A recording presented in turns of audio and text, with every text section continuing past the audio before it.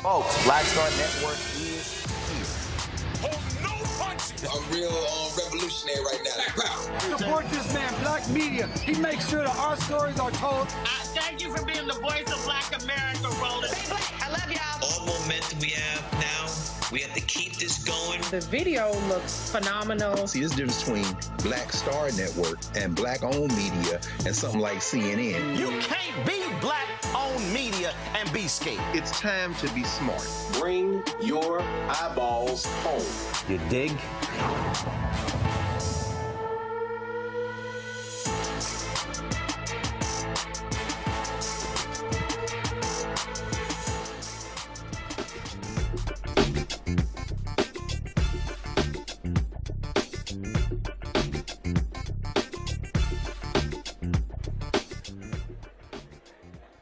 Hey, folks, today's Monday, March 2nd, 2026. Coming up on Roland Martin Unfiltered, streaming live on the Black Star Network. Reverend Jesse Jackson, honor in the state of South Carolina. Hundreds turn out to, of course, celebrate his life and legacy. We'll show you some of that, including Congressman Jim Clyburn talking about their more than half of a century friendship. Also, war with Iran. Donald Trump says this may last 4 to 5 weeks.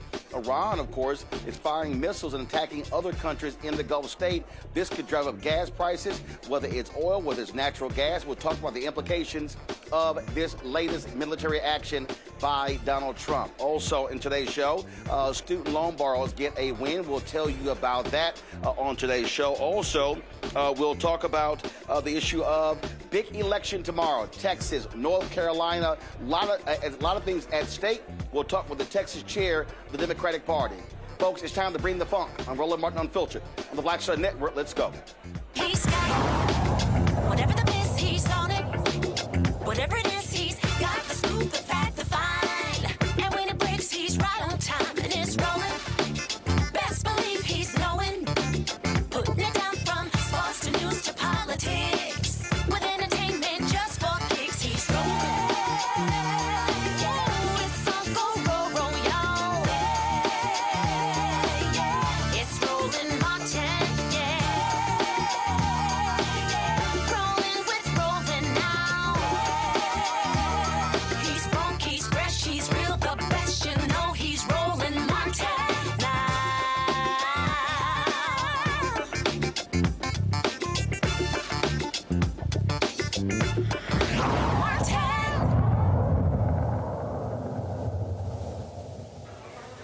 Ask him.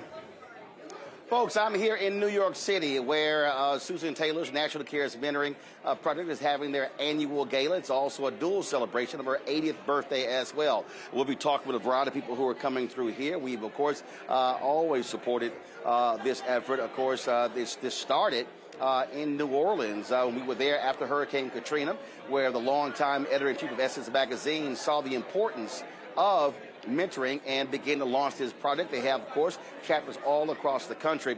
And so, again, the effort here is to raise money for this charity. Of course, we were broadcasting last year, and we're back again this year. And so we're happy to celebrate what's going on here. Now, while this is happening, right now, we are seeing Americans stranded in Dubai as well as other Gulf states after the United States and Israel launched an attack against Iran on Saturday. It's been an air war taking place, not only there, but also Lebanon, Dubai, so many other countries being impacted. Iran has been firing missiles at U.S. air bases in surrounding nations that have been supporting the United States in this effort. And so what we've seen, folks, is with epic fury. They've been targeting officials, military commanders. They took out the Ayatollah Khomeini. He was killed, some 86 years old. But the question is, what is the exit strategy? Today, Secretary of Defense Pete Hegseth spoke about this war. To the media outlets and political left screaming endless wars, stop. This is not Iraq. This is not endless. I was there for both. Our generation knows better, and so does this president. He called the last 20 years of nation-building wars dumb, and he's right. This is the opposite. This operation is a clear, devastating, decisive mission. Destroy the missile threat, destroy the Navy, no nukes.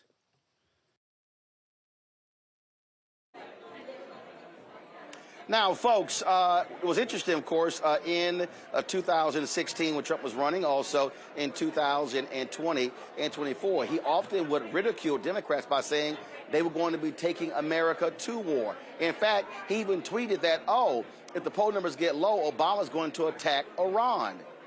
Isn't that interesting? Here's what he said in 2024 about war. You're not going to have a war with me, and you're not going to have a third world war with me. That I can tell you. A lot of conservatives have been criticizing him because he said no new wars, spoken against military action, saying that it was wrong for what we did in Iraq and Afghanistan, costing taxpayers billions upon billions and trillions of dollars. I'm going to play a little bit more sound of this meandering news conference he had today where he was talking about what's taking place in Iran. Then he all of a sudden started turning, talking about the drapes in the East Room. Absolutely bonkers news conference. A lot of folks have been talking about this year. The polling data, the war against Iran is frankly highly unpopular as well. Joining us right now is the mayor of Newport News, Phillip Jones. He served as a major in the Marine Corps, and he's criticized Donald Trump, his authority to initiate strikes in Iran. He's urging Congress to take action, but the reality is Republicans control the House and the Senate. That's not going to happen. Mayor Jones, glad to have you here. First and foremost, 3 American service members have died. Trump says this could be another 4 or 5 weeks. And then he gives an interview with the New York Times where he said, you know what, this would be very similar to what we did in Venezuela, where they took out the president, kidnapped him, arrested him, but then turned around and said, we're going to tell them how to run their country. That ain't going to work with Iran. No, not at all. So first of all, I just want to say, Roland, thanks for having an Omega on your show. Really appreciate it.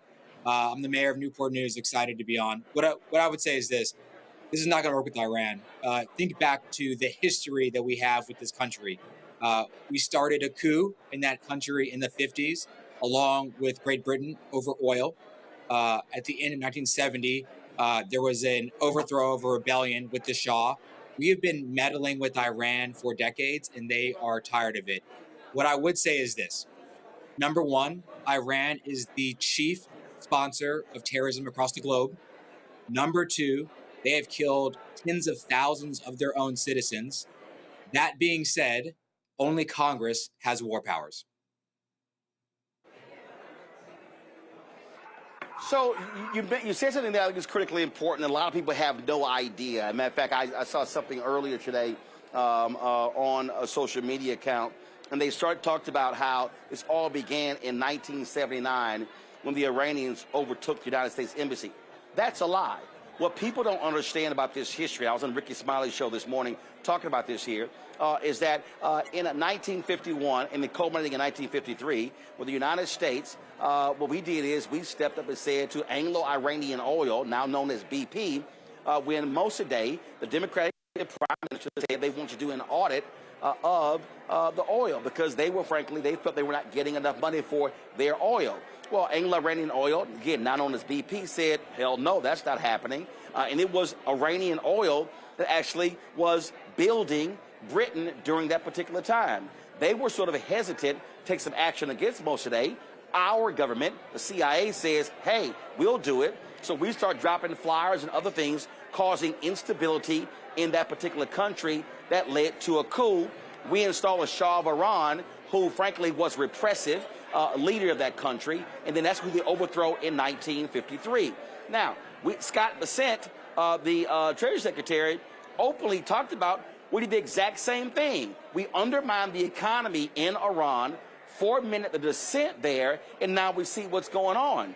And what I said is, well, we have to understand these things are complicated. Yes, Iran sponsors terrorism, but the reality is there are complexities here in terms of their relationship with other countries. You see them firing missiles at airports in Dubai. Now you're shutting down airspace, and that's the hub all throughout the Gulf, connecting the rest of the world. So it's not as simple as bomb a country, hey, they should get new leadership, everything is great, we can walk away. Hey, Ron, I think I lost you, but I'm back now. What I would say is, think back through the history. This has always been about oil in the beginning. We helped to overthrow a Democratic elected president. we installed the Shah, and then there was a revolution. So this has, tendrils across history. What I would say is my biggest concern is that there are Americans that are now in danger. And number two, President Trump promised that we're not going to be in a forever war. There is no clear end state to what's going to happen. All I see is violence. And when I talk to people in military or veteran towns, they're worried about their kids and their family. So one of the things that was just crazy today in this meandering news conference of Trump is that not one time did he mention freedom for the Iranian people. Now, the last month or so, he talked about that. And what people need to understand is that when President Obama was there was a deal negotiated regarding the Iranian nuclear program. Israel has always said Iran cannot get a nuclear bomb. And so what then happens? You have the deal. Trump comes in the first time, and he blows up that deal, gets rid of it, said it wasn't a good deal. And so now we're back to the drawing board. And so leaders in Amman said that Iran had agreed to every condition of the United States, but it was Trump, at the behest of Netanyahu, Israeli prime minister, who said, no, we want to bomb them, so we did. So what the hell is the whole point of having a negotiation if you're going to actually go to war? Now, if you're Iran, why the hell should I negotiate anything if you're going to go back on that? That's the position we're in right now. What I would say is one of the most important things it's called the JCPOA. It's like the Joint Comprehensive Plan of Action. And that was the plan that Iran was going to use. We were going to lift some of the economic sanctions, and in turn, they were going to stop developing a nuclear power. So what I would say is when we pulled out of that, on a personal note, Iran could never have access to nuclear weapons. We know that's going to be a bad thing. But what the president has failed to do is there's no end state. There's no plan. So all we've done is we've pulled out of the plan, and now there is no incentive for Iran to have anything to deal with us. And as I said before, Iran remains the #1 state sponsor of global terrorism. That's killing Americans across the globe and killing their own people, as well as with their proxies, hurting all global citizens. So what I would say is we need to have a plan, and we need to have some sort of war power resolution in the House or the Senate. We must have a co-equal branch of government. There are no kings here in America. Right. I mean, I absolutely agree with that. But what you have with Republicans who are saying Trump can do whatever he wants. This is what, again, this sort of just all over the place meandering news conference. Here's some of what he said earlier today from the White House.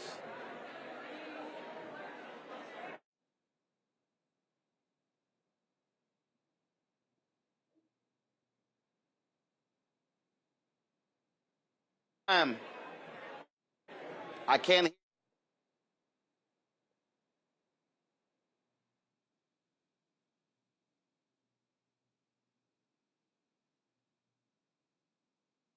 I'm still hearing Trump's soundbite.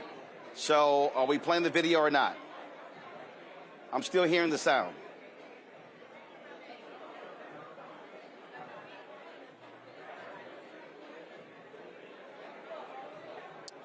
All right, was there a technical issue with that, folks? Hold on one second. Okay, guys, let me know when we have that fixed because I need to play that. The thing here, Mayor, again, that is confusing. I remember Colin Powell, late Colin Powell, retired General Colin Powell, told George W. Bush, if you break it, it's yours. When it came to Iraq, when it came to Afghanistan, that led to 20-plus years, the longest war ever in the United States. Billions upon billions, upwards of $1 trillion spent as well. And what do we get out of it? Hundreds of thousands of Iraqis were killed. And so already in Iran, there was a school that was bombed. More than 150 girls were killed as well. So there are serious casualties when you go to war. So it's not just a question of, earlier today, Peter Hegseth was praying just for the American soldiers.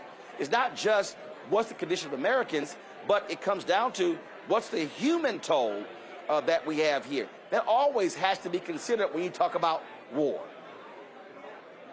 When I think about this, I think about the USS Gerald Ford, 5th Fleet, which is based here in the Hampton Roads region. They're right now in the midst of this conflict. Think about the parents, think about the children.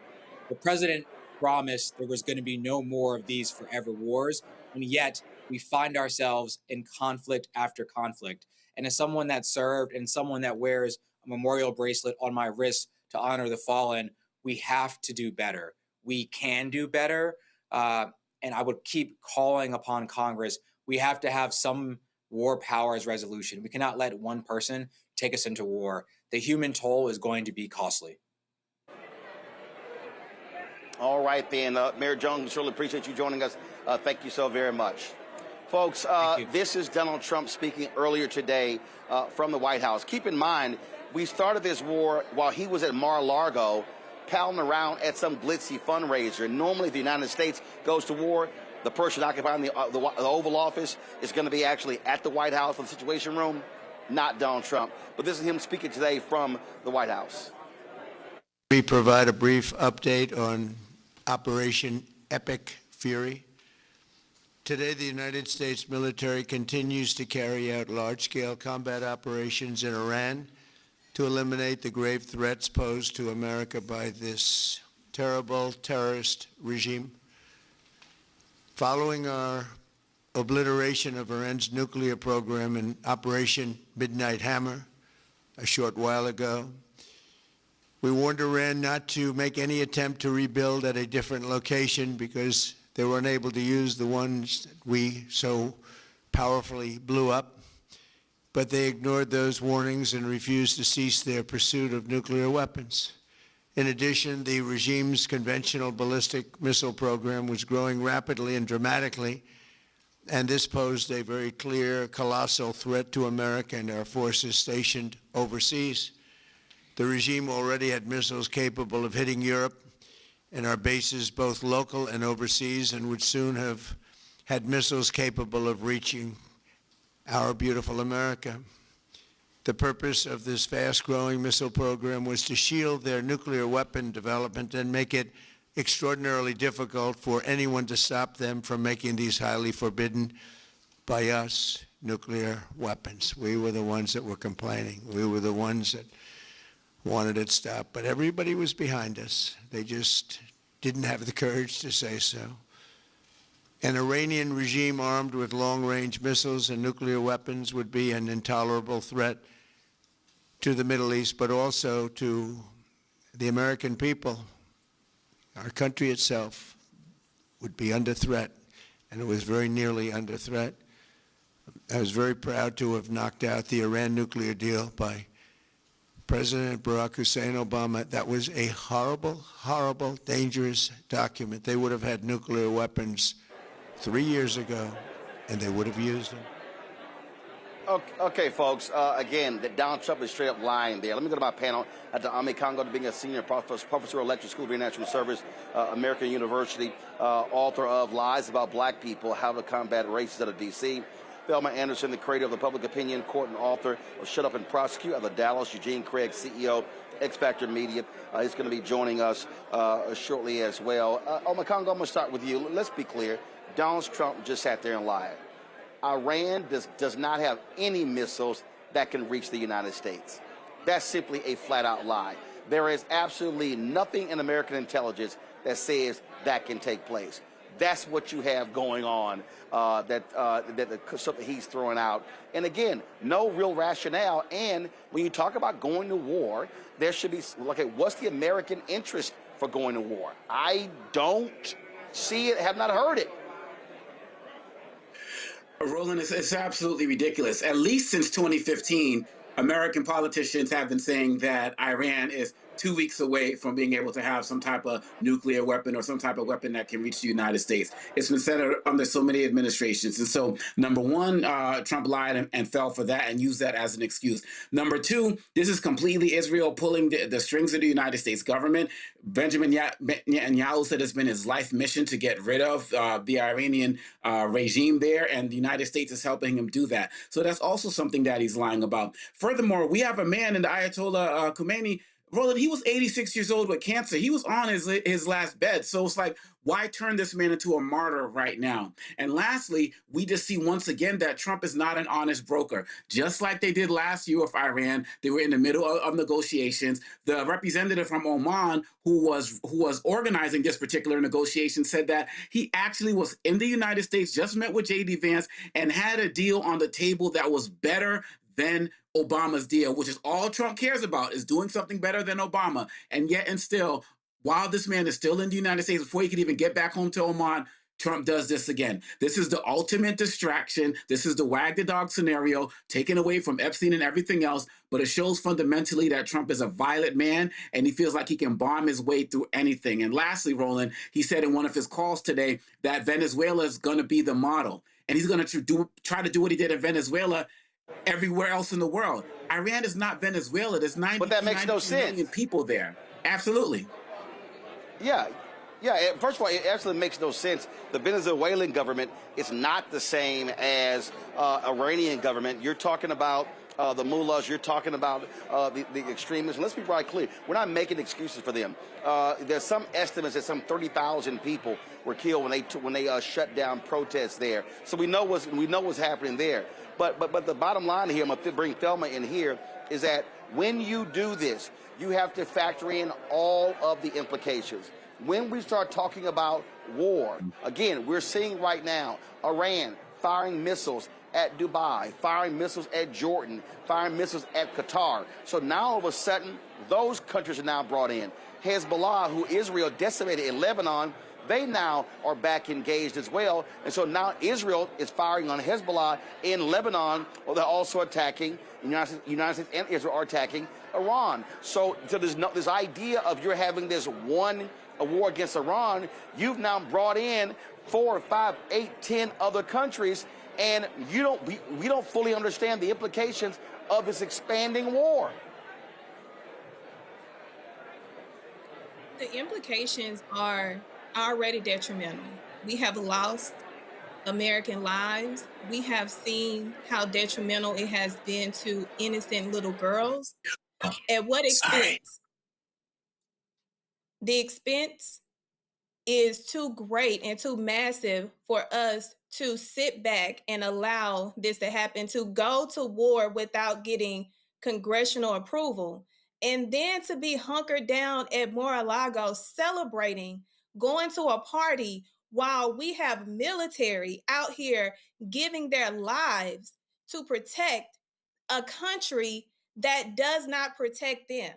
Like, I don't understand how these people think that this is okay for our country to put other countries at risk and then come back and put us at risk from inflation. We got innocent military men and women putting their lives on the line. We have individuals over here that are losing family members and are afraid. We have individuals in other countries that are stranded and don't know if they're going to be casualties of war because of an idiotic president that is trying to create a distraction from us finally seeing him for the monster that he is with this Epstein. This is an Epstein-induced war, nothing more, nothing less. Well, again, Trump tells the New York Times, hey, another 4 or 5 weeks. The question is, how much damage will be done in the next 4 or 5 weeks? I was going to keep covering this here. Got to go to a break. We come back. Lots more to talk about. A huge elections taking place tomorrow in Texas and North Carolina. Other primaries happening across this month as well. Also, we come back. We'll be talking to folks here at Susan Taylor's National Cares Mentoring Gala here in New York City. You're watching Roland Martin Unfiltered right here on the Black Star Network. With medicine and science under attack, I want to keep you and your family informed and healthy. I'm Dr. Ebony Hilton, and I knew at the age of 8 that I wanted to be a doctor. So I studied hard and became the first African-American female anesthesiologist hired at the Medical University of South Carolina since its opening in 1824. And I always say I was made into a doctor, but I was born to be a mom. And as a new mom, wife, sister, daughter, and friend, I understand how frightening a medical crisis can be. I I care for individuals on some of the worst days of their lives, and it's my mission to provide you with a safe space to gain clarity on issues affecting your mind, body, and soul. I recognize that there are health disparities, particularly as it pertains to race, and I want to help bridge the gap between you and your healthcare providers. Join me every Thursday for Second Opinion on the Black Star Network, where each week I'll invite experts from various medical fields to share the latest health news. We'll discuss topics such as the vaccine debate, mental and sexual health, medical bias, infertility, menopause, andropause, nutrition, and aging. Together with my medical colleagues, we aim to provide you with a second opinion. Don't miss it, Thursdays only on the Black Star Network. This is Bill Duke, and you're watching the Black Star Network.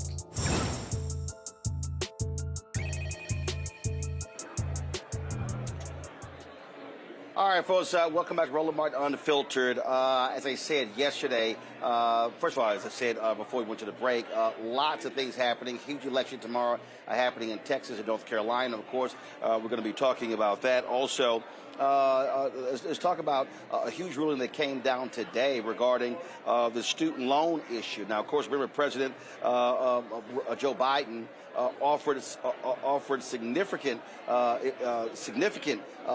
relief for student loan borrowers, and so that's one of the issues we're dealing with as well in today's show. And so I want y'all to stay tuned for all of that that we want to deal with. But I want to go back to, first of all, has Eugene Craig joined us? Let me know if Eugene has joined us. Okay, so Eugene will be joining. So Eugene will be joining us shortly. And so we'll cover those stories later. But, folks, today in South Carolina, all eyes were on that state as a native son returned home, Reverend Jesse Jackson Sr., who passed away, of course, a week before last at the age of 84, lying in state in South Carolina. There was a ceremony that took place there. A number of dignitaries were there speaking, including Ambassador Andrew Young. Because of the cold in Chicago, he's not going to be able to make the funeral taking place there this Friday, but he spoke there as well. And among those speaking was Reverend Jackson's longtime friend, Congressman Jim Clyburn, and he talked about their relationship and how close they were. Please remain. Jesse Louis Jackson and I attended rival high schools. He up at Sterling in Greenville, I at Mather Academy in Camden. We played football and basketball against each other. Our teams did. Jesse was the star quarterback at Sterling. I was a prolific bench warmer at Mather. But the rivalry was there. He could play and I could yell. And then that relationship extended and even became more intense when he decided to go to North Carolina A&T. And I went to South Carolina State. We had an intense rivalry. But then, independent of each other, we both made a decision to become a member of Omega Psi Phi fraternity. And it was in that brotherhood that we developed a love and respect that lasted throughout the ages. His mother, Helen, was one of my best friends. Jess and I had to get along because Helen willed it. When I ran the statewide office, she and Lotta Gibson with fried chicken when I was in Greenville. But when I was down in Georgetown, I never shall forget the night we kicked off a big rally in Georgetown. And I looked, and who was walking into the door of that church? But Helen and Lottie Gibson had driven all the way from Greenville to Georgetown to help me launch my political career.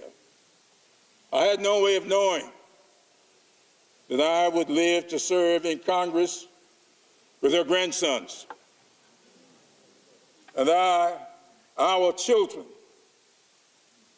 would develop a friendship. When I walked over to speak to Jesse Jr. just a few minutes ago, he says, I've been talking with Mignon, my eldest. This is a friendship that spans generations.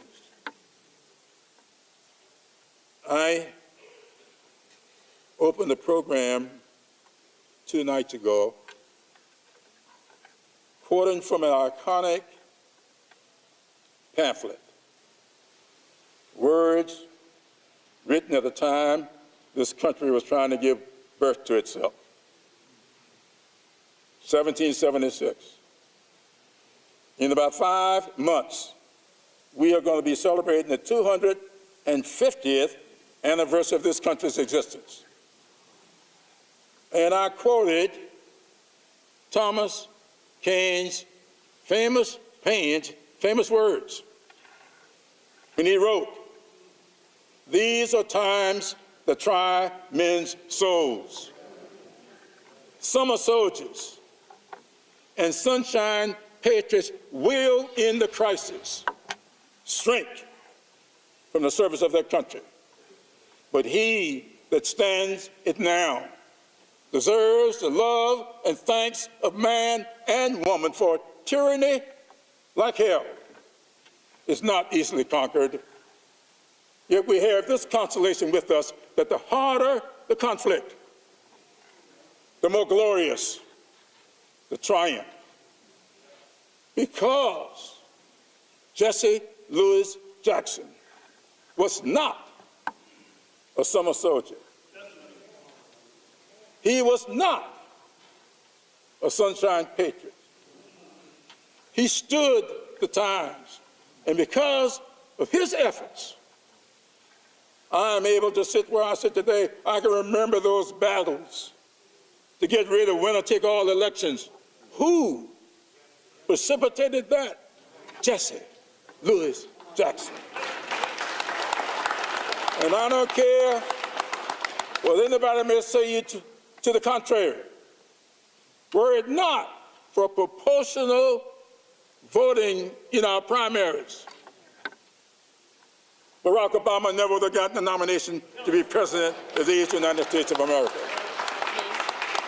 It was when we got rid of those winner-take-all elections that Jesse was the precipitator of. I hear people talking all the time these days about proportional voting and how new that is. Ain't new. Jesse gave birth to it all. And so I'm pleased to be here today and to be a part of this service, and thank this family for what they have meant to me and my family. There's an emotional connection. So, folks, there's not going to be a funeral here in Washington, D.C. on Wednesday. Biden's returning to Chicago. We will be on the ground broadcasting live for Thursday in Chicago. And, of course, the public funeral will be taking place on Friday at the House of Hope, and the private funeral taking place on Saturday there at Rainbow Push. As I said, we're here at Susan Taylor's National Cares Gala. Look who decided to pop on by. Sonny Hostin from The View. She came on by. Sonny, I'm going to go hold that right there. You can hold that right there. I saw you looking all fabulous. Well, you know, we tried to as well. Just slide this way here. I'm usually watching. I got you. Now I'm here same. But we're just talking about Reverend Jesse Jackson Sr. Of course, they've been in South Carolina. And I don't think, I've said this for years, I don't think our people really understand how huge of a loss this is, how many industries he impacted, especially media. Media, education, civil rights. I mean, I think the list goes on and on. We lost a true giant. I mean, this is someone who ran for president and came pretty close. I think that's something that people don't remember. They don't remember that he was Martin Luther King Jr.'s right hand in many respects. And he taught little girls, and boys, I'm old enough to say, I remember the I am somebody. I remember that. And I had the pleasure of knowing him, speaking with him, and he never stopped. He never stopped just representing us, fighting for us. And it's a huge loss. I actually don't think, not you, but let's say mainstream media, or whatever you want to call it, they're just not doing his legacy justice. Nope. They're not. No, they're not. But that's one of the reasons why I've always said you got to have black-owned media to tell our story, because we can't count on somebody else to tell your story. Absolutely. And perfect. And you do it so well. I appreciate it. I appreciate it. And perfect example, even being here. Look, what Susan Taylor has done. This is a combination of her 80th birthday, but also supporting this effort. And how they have touched so many young folks nationally with mentoring who desperately need it. Yes, with cares. I've known Susan Taylor for a very long time. She's someone that has reached out to me consistently. We talk often, and she supports me in ways that so many don't. When I first took a job at The View, she was one of the first phone calls that I got. And through the years, she has reached out to me, just checking in, asking, are you okay? Mm-hmm. Are you okay? And that's something that we do for each other. You and I do that for each other. I think people forget we worked at CNN together. But Susan Taylor is also an icon, a legend, has impacted me personally, but so many people, so many young people personally. And she continues the work. It's her 80th birthday. Right. And she doesn't look like she's slowing down. I don't know. I adore her. That's why I had to be here tonight. All right. Well, son, it's good to see you. All right. Look forward to a great night. Love you, my friend. All right. Thanks a bunch. Lee as well. All right. All right, folks. Sonny Hostin from ABC's The View. Let's do this here. We're going to go to a quick break. We're going to come back. We're going to talk about the huge election taking place in Texas tomorrow, United States Senate race, Republican and Democratic side. Also, don't forget, you've got congressional races. You got Congressman Al Green running against Congressman Menifee after the Republicans redrew the lines. And so lots to talk about. We're going to talk about the Texas Democratic State Chair. Next, Roland Martin Unfiltered, the Black Star Network. Don't forget to support the work that we do. Join our Bring the Funk fan club. If you want to contribute to our fan club, you can Cash App. Use the Stripe QR code. You see it right here on the screen. That's for credit cards as well. Checks and money order. Make it payable to Roland Martin Unfiltered, P.O. Box 57196, Washington, D.C. 2003 70196. Cash, first of all, PayPal, R. Martin Unfiltered, Venmo, RM Unfiltered, Zelle, Roland at RolandSMartin.com, Roland at RolandMartinUnfiltered.com. We'll be right back. I'm Brittany Noble, Midwest-born, HBCU educated with experience in newsrooms across the country. Well, I've teamed up with Roland Martin to bring to you The Breakdown. This isn't just news. It's our stories, our voice, our community.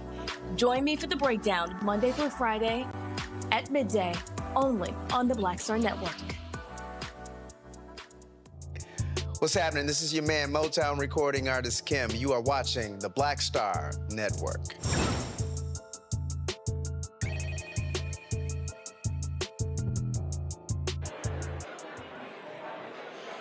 All right, folks, welcome back to Roland Martin Unfiltered. We're here in New York City for Susan Taylor's National Cares Mentoring Gala. And so we'll be chatting with her a little bit later. Tamron Hall, she came by. We're going to have her back as well, talking about what's happening here. But now let's talk about what's happening in Texas. All eyes are on Texas. Big primary tomorrow, March 3rd. Early voting ended on Friday. Massive turnout all across the state. You have State Representative James Tallarico running against Dallas Congresswoman Jasmine Crockett. They're vying for the Democratic nomination for United States Senate. On the Republican side, you've got MAGA Texas Attorney General Ken Paxton running against incumbent MAGA Senator John Cornyn. Then you have MAGA Congressman Wesley Hunt. And so that could go to a runoff. But really what a lot of people focus on is what's happening in Texas. And so let's talk about that. Again, being a native Texan, we focused on that. We've been talking about it, lots to deal with. And so massive amounts of energy that we're seeing as well all across Texas with the turnout. Kendall Scudder is the chair of the Texas Democratic Party. Kendall, I'm glad to have you on Roland Martin Unfiltered. Let's talk about this. Look, it's a massive state, 254 counties. So much attention is obviously focused on the Big Five. Of those Big Five, Dallas County, Harris County, Bexar, Travis, and then Tarrant County, the last large red county. But it's 249 others. And so it's really important for a Democratic candidate to actually do well in those counties, because typically that's where Republicans have beaten Democrats in Texas, by running the margins up in those smaller but very important counties. That's absolutely correct. And a challenge that the Texas Democratic Party has faced in the past is that they've just been getting out organized. I mean, if you look at the state of Texas, only 36% of our precinct chairs are full. And if you look at the counties, about 20% of them are sitting vacant with no county chair. That's nobody's fault but our own. And I think that the party needs to take a serious look in the mirror and make sure that they remind themselves, you can't just lock yourself in a room in Austin and buy your way out of a problem. This is about organizing people from the ground up. And that's what we've been working to do. When you have high turnout, like we've seen in this election, it gives us more data to work from, because in Texas, you don't register as a Democrat or a Republican when you register to vote. And so we only have that information based on which primaries you vote in. So big wave primaries like this one give us a lot of data to work with, where we can continue to build in every corner of this state, 254 county strategy, leaving nobody behind. On that particular point, when you say a 254 county strategy, listen, I'm born and raised there. My parents born and raised there. All my family is there. When you talk about people, we talk about working elections. Listen, you've got 2 million or so eligible unregistered Latinos. You've got the most black eligible voters of any state in the country. And when you look at the last election, more than 1 million African Americans who didn't vote. When Colin already ran against Ted Cruz, some 1.2 million. And so what I've always said is that when you look at the state, 60% minority, black, Latino, Asian American, Native American, yet 60% of people who vote in Texas are white. And so if Democrats are going to have any chance, they've got to have a 365-day, year-round effort to really get deep and register voters in the state. But not before I get them registered, touch them, talk to them, explain what they can do. Otherwise, Democrats are going to keep getting mollywopped. The last Democrat to win statewide in Texas was an African-American, Morris Overstreet, for the Court of Appeals. That was in 1994. That's right. That's right. And here's the thing. A bunch of well-intended white liberals for a long time have been leading the charge in Texas, and that is just, frankly, not going to get us there if you aren't incorporating communities that are actually the majority of this state. And so if you're putting together a plan on how to turn people out in East Texas, it's not going to be a successful plan if you aren't going into black communities. If you are putting together a plan to turn out voters in West Texas, it's not going to be a successful plan unless you're going into Hispanic communities, right? And it feels as if the party has been kind of void of that strategy in the past. So what we have to do is empower people on the ground to be able to put these plans and programs together for us. We're going to have 12 coordinated campaign field offices around the state for the first time this year. We've already opened 5 of them. We've got more to go by June. We just launched a $30 million coordinated campaign with funds already secured, where we've already gotten 160 elected official partners around the state of Texas.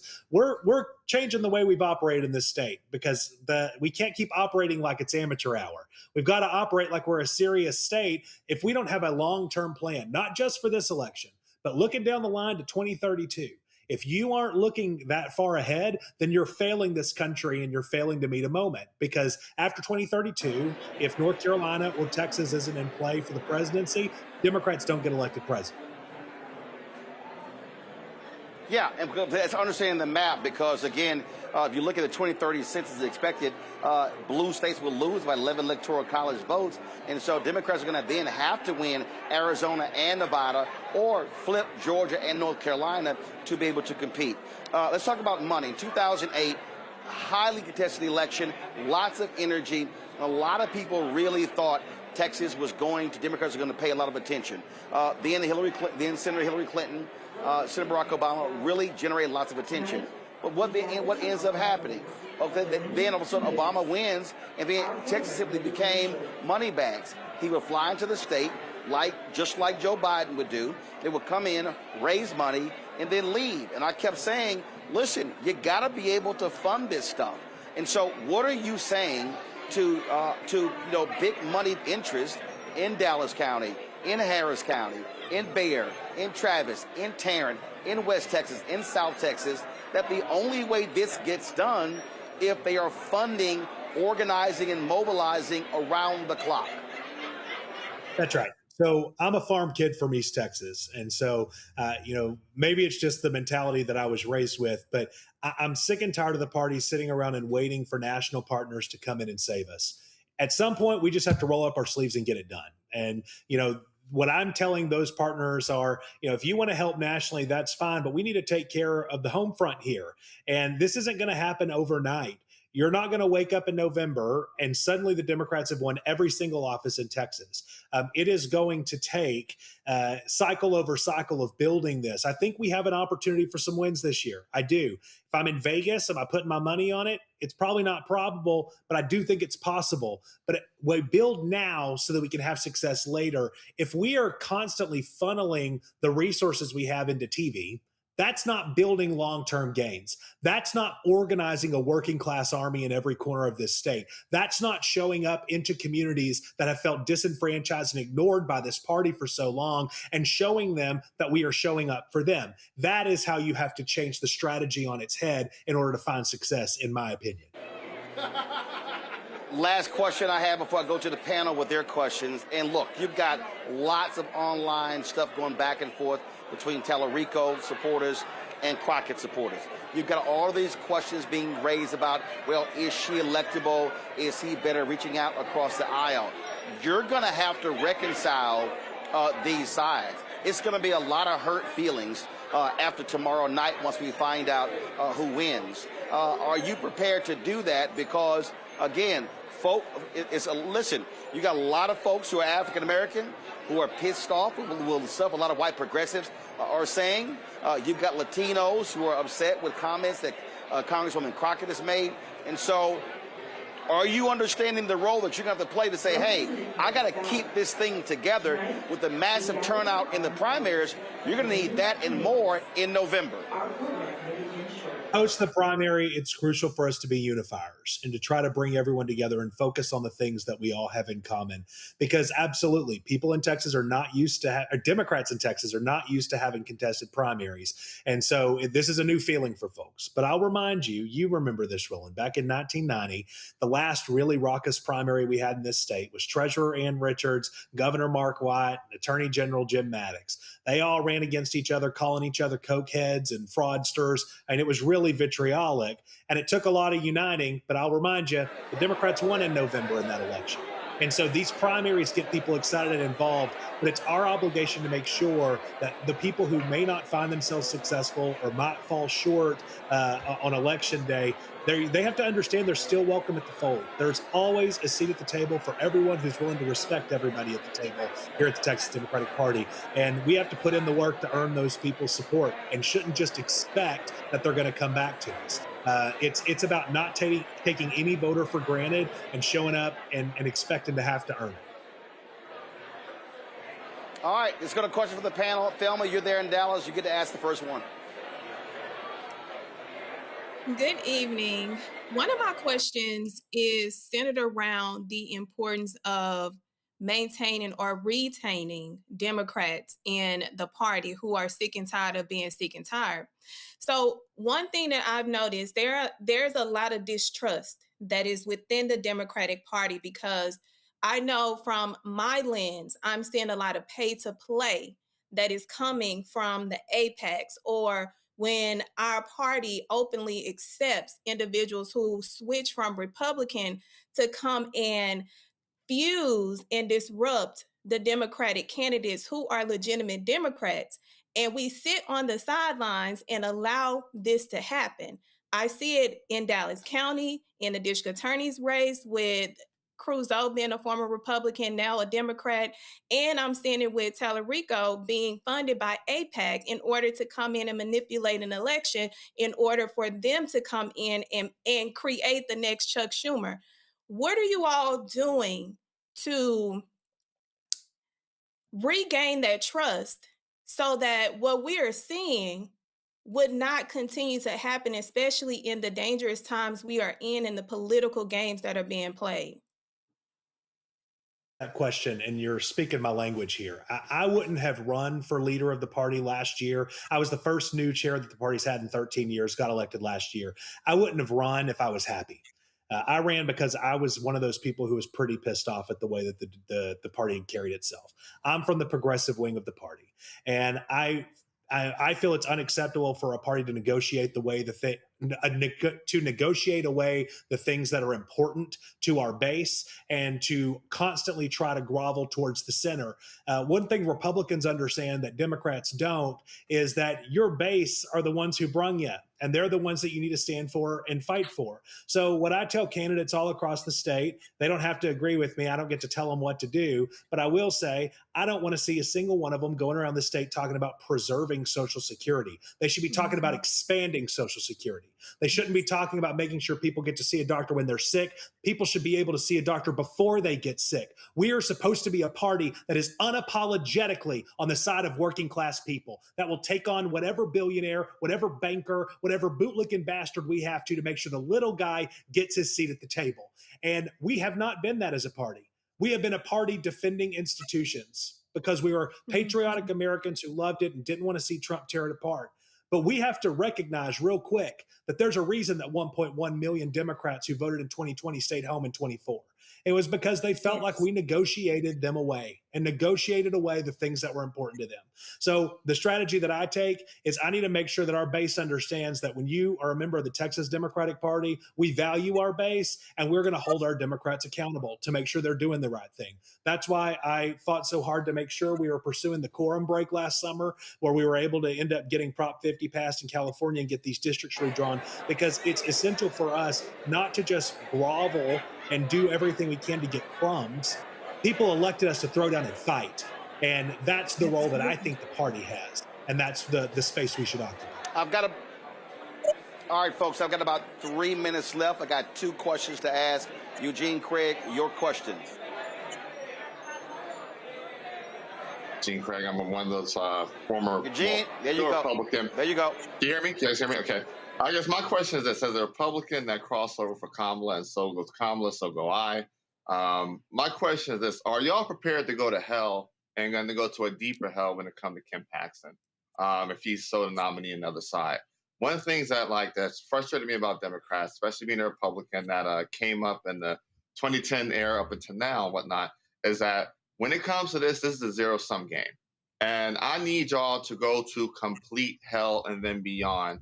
Drag him from El Paso all the way up to the borders of Texas and back to make sure your candidates go over the finish line. So my question is, as a chairman, are you willing to go to complete hell when it comes to Paxton? Because there's more than enough there to really the carpet bomb and turn out folk and really, I mean, this should be a cakewalk getting your people over the finish line with Paxton on top of the ticket. Ken Paxton's a certified garbage person. Yeah, Ken Paxton's a certified garbage person. And if we as a party aren't willing to drag him and his terrible behavior, things like cheating on his wife with a married mother of 7, if you aren't willing to stand up on a stage and to throw punches at the attorney general, then you don't deserve to be a leader in our party. I know that sometimes that can be scary to folks, but the reality is people are counting on us to meet this moment, and people like Ken Paxton are not worthy of public office. Okay. Congo, your question. So many people talk about the Democrats being energized because of Tallarico and Crockett, but I wonder if you also are seeing a level of energy surrounded all of the shenanigans last year with all of the gerrymandering as well that was attempted. Is that getting people even more energized? I think that Crockett and Tallarico both, of course, have a huge play into things. But I'll remind you that just a month ago, without Tallarico or Crockett on a ballot, we just overperformed the Republicans by 31 points in a district SD9 in Tarrant County and won it. There's palpable energy on the ground here in Texas. So regardless of who the nominee is, they're both phenomenal candidates. And if we can unite this party and focus on the things that we have in common, I think that we're going to be in store for some really good things in November, not just because it's owed to us, but because people have seen what Republicans have delivered. But we have to offer something that is different. We can't just sit and say those guys are bad. We have to stand firmly on the side of working class people and unapologetically fight to make sure that it doesn't matter what your zip code is, you should be able to go and see a doctor. Doesn't matter what your zip code is, you should have a high quality public school. And whenever we start fighting for people unapologetically like that, in addition to how bad the Republicans are, I think that energy is going to carry us to November. Tamron? All right, sorry, folks. I'm here at, first of all, Kendall, I appreciate it. Thanks a lot. I'm here at Susan Taylor's National Cares Mentoring Gala, so we're sort of monitoring two things at one time. I appreciate it. We look forward to tomorrow. I already voted. I flew into Dallas Friday before last and voted, and so we can't wait to see what happens tomorrow night. We'll be monitoring. The nation's will be monitoring what happens in Texas. We appreciate it. Thanks a lot. Thank y'all. Appreciate you having me. All right, folks, going to a quick break. When we come back, I'll be chatting with Susan Taylor here in New York City, the National Cares Mentoring Gala. Like I say, Tamron Hall is here. She just went by. She's actually emceeing the program, so I'm trying to get her. Actor Leon is here. So many other folks who are here, so I'll be grabbing folks as quick as I can before the program actually starts. And, of course, I'll also be participating in that, helping them with the live auction. The goal is to raise a couple $100,000 tonight at the gala. You're watching Roland Martin Unfiltered on the Black Star Network. With medicine and science under attack, I want to keep you and your family informed and healthy. I'm Dr. Ebony Hilton, and I knew at the age of 8 that I wanted to be a doctor. So I studied hard and became the first African-American female anesthesiologist hired at the Medical University of South Carolina since its opening in 1824. And I always say I was made into a doctor, but I was born to be a mom. And as a new mom, wife, sister, daughter, and friend, I understand how frightening a medical crisis can be. I care for individuals on some of the worst days of their lives, and it's my mission to provide you with a safe space to gain clarity on issues affecting your mind, body, and soul. I recognize that there are health disparities, particularly as it pertains to race, and I want to help bridge the gap between you and your healthcare providers. Join me every Thursday for Second Opinion on the Black Star Network, where each week I'll invite experts from various medical fields to share the latest health news. We'll discuss topics such as the vaccine debate, mental and sexual health, medical bias, infertility, menopause, andropause, nutrition, and aging. Together with my medical colleagues, we aim to provide you with a second opinion. Don't miss it, Thursdays only on the Black Star Network.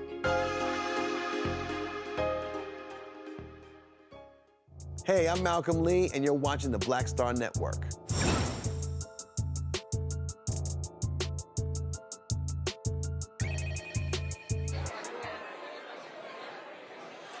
All right, folks, welcome back to Roland Martin Unfiltered. Have y'all noticed these massive banners hanging from the Department of Education, including a banner of Charlie Kirk?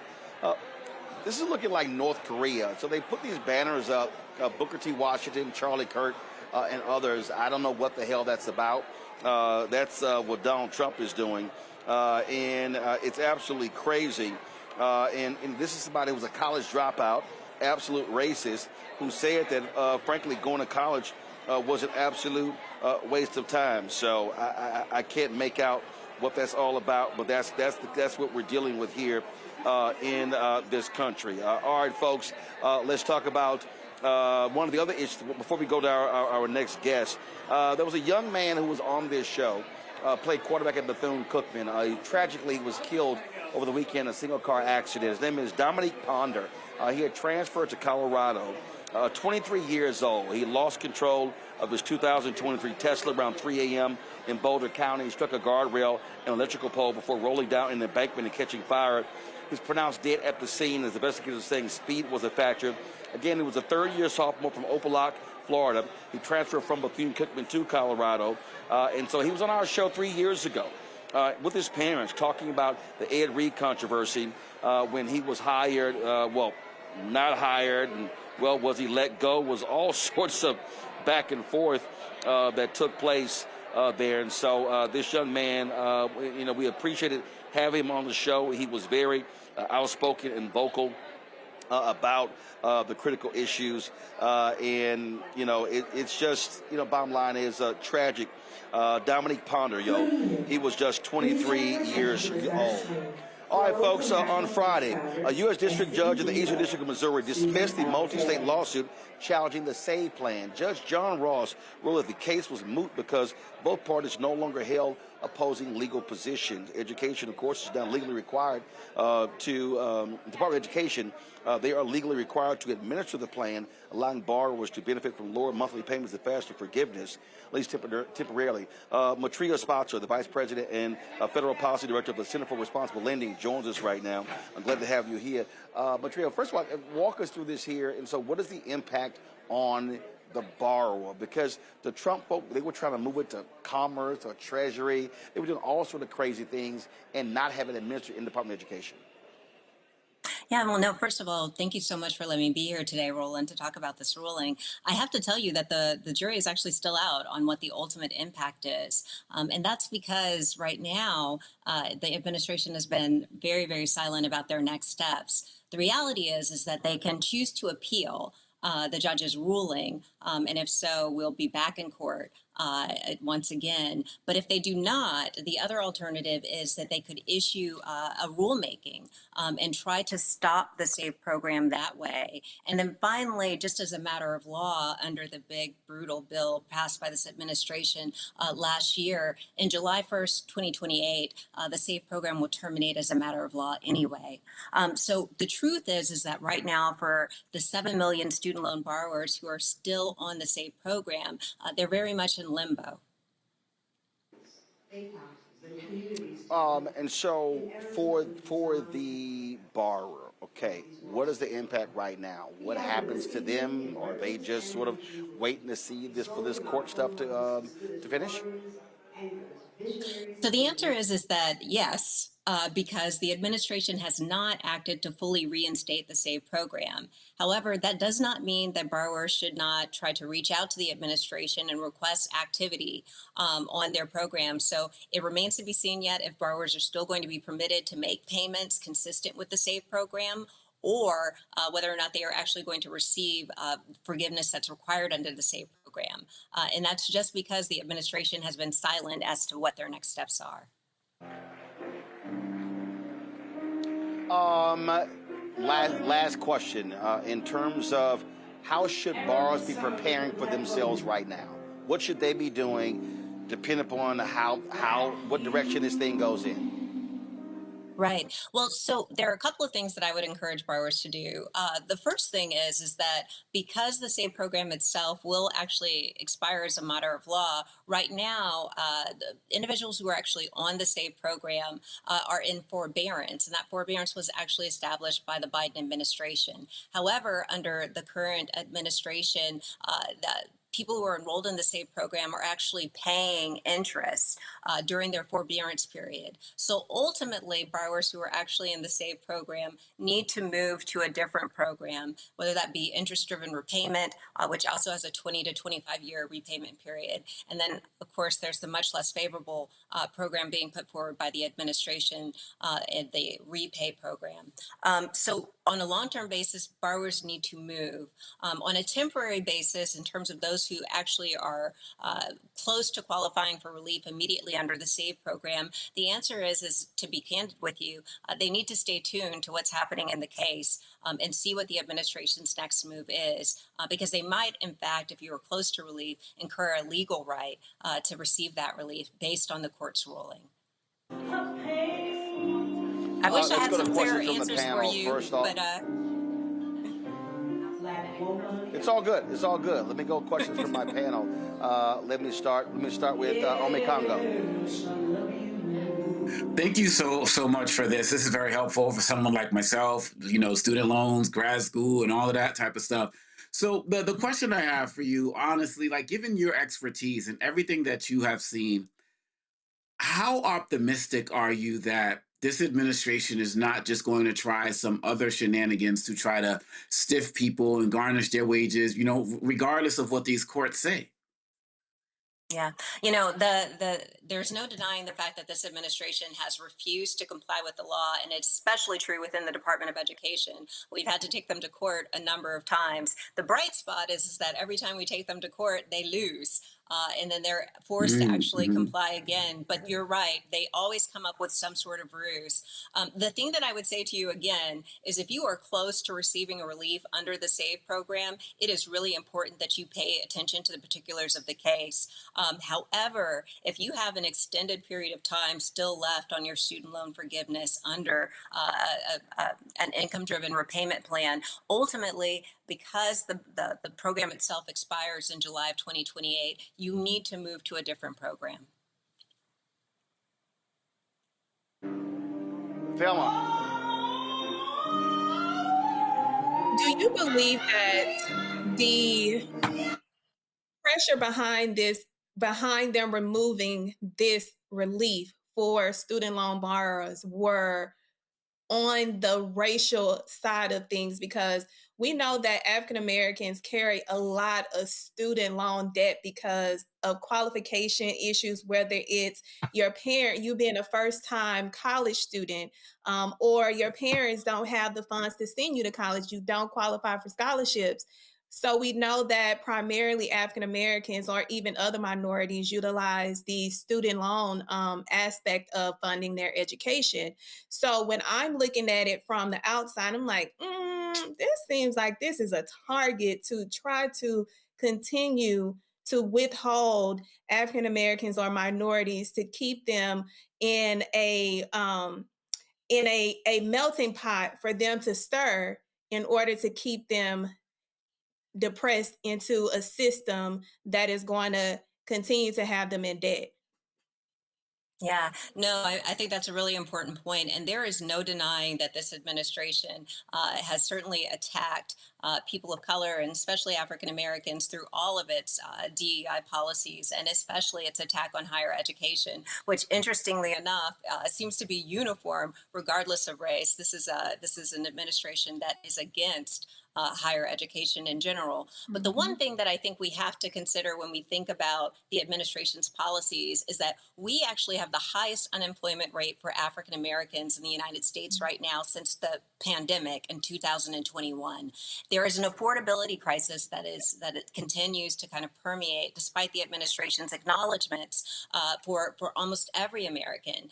And you have African Americans who have a higher student loan debt because of the historical discrimination against us and the lack of wealth that we have been able to receive as a result of that discrimination. When you put all of those things together, it creates a perfect storm. And that perfect storm, you're right, has definite impacts for African American families and young African Americans who are actually just stepping out into the labor and employment force. And so on a long-term basis, making modifications to the student loan program, creating an income-driven repayment program that works and is affordable for people has to be the goal. And it is an important component of how we achieve economic mobility and justice in the United States for African Americans. Eugene. In that you're fighting a legal fight, but ultimately the program expires in 2028. Do you think that probably the best solution moving forward is going to be an act of Congress to solidify things? Yeah, and I think that ultimately, obviously, it was an act of Congress that undid the SAFE program, and there's certainly hope that under the incoming Congress, there might be an opportunity to revisit these issues. And then also, to be candid with you, there will be efforts to once again even stop the administration's new proposals in the courts, and we will certainly continue to play a part in that. All right, then. Well, we surely appreciate it. And just keep us abreast of exactly what happens. Thanks a lot.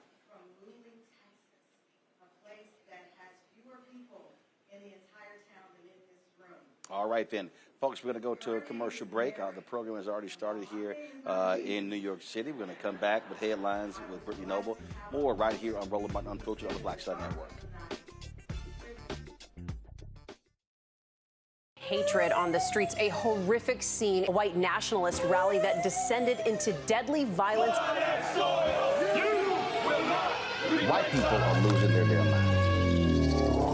As an angry pro-Trump mob storms the U.S. Capitol, we're about to see the rise of what I call white minority resistance.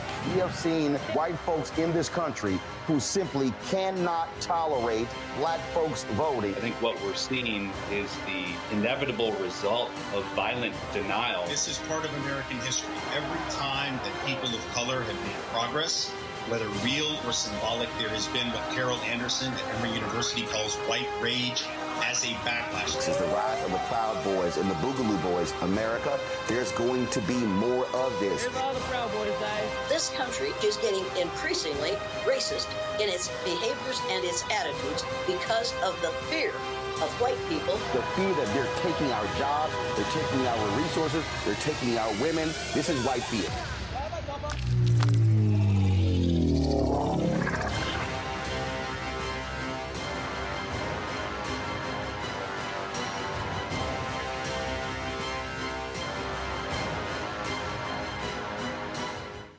With medicine and science under attack, I want to keep you and your family informed and healthy.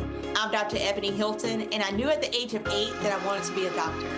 So I studied hard and became the first African-American female anesthesiologist hired at the Medical University of South Carolina since its opening in 1824. And I always say I was made into a doctor, but I was born to be a mom. And as a new mom, wife, sister, daughter, and friend, I understand how frightening a medical crisis can be. I care for individuals on some of the worst days of their lives, and it's my mission to provide you with a safe space to gain clarity on issues affecting your mind, body, and soul. I recognize that there are health disparities, particularly as it pertains to race, and I want to help bridge the gap between you and your healthcare providers. Join me every Thursday for Second Opinion on the Black Star Network, where each week I'll invite experts from various medical fields to share the latest health news. We'll discuss topics such as the vaccine debate, mental and sexual health, medical bias, infertility, menopause, andropause, nutrition, and aging. Together with my medical colleagues, we aim to provide you with a second opinion. Don't miss it, Thursdays only on the Black Star Network. I'm Brittany Noble, Midwest-born, HBCU educated with experience in newsrooms across the country. Well, I've teamed up with Roland Martin to bring to you The Breakdown. This isn't just news. It's our stories, our voice, our community. Join me for The Breakdown, Monday through Friday at midday, only on the Black Star Network. Hey, I'm T.D. Jakes, and you are watching the Black Star Network.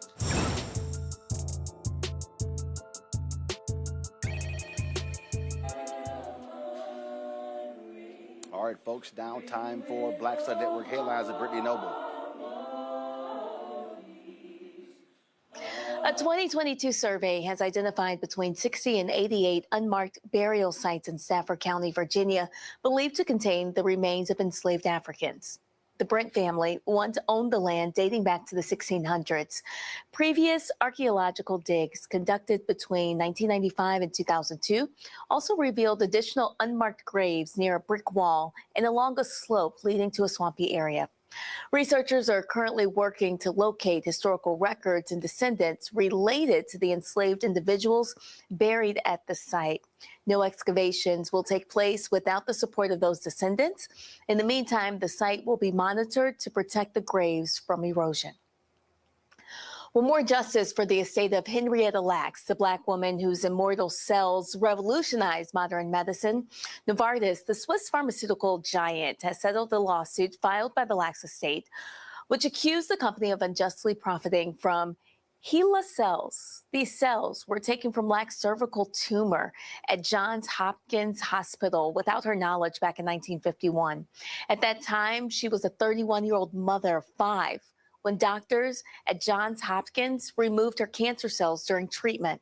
Her cells became the first immortal human cells capable of growing in the laboratory and being reproduced indefinitely. For more than 70 years, lax cells have contributed to significant medical breakthroughs, including the polio vaccine, genetic mapping, and COVID-19 vaccines. Despite this, the Lax family never received any compensation until recently. Johns Hopkins claims that it never sold or profited from the cell lines. Many companies, including Novartis, have patented methods for using them.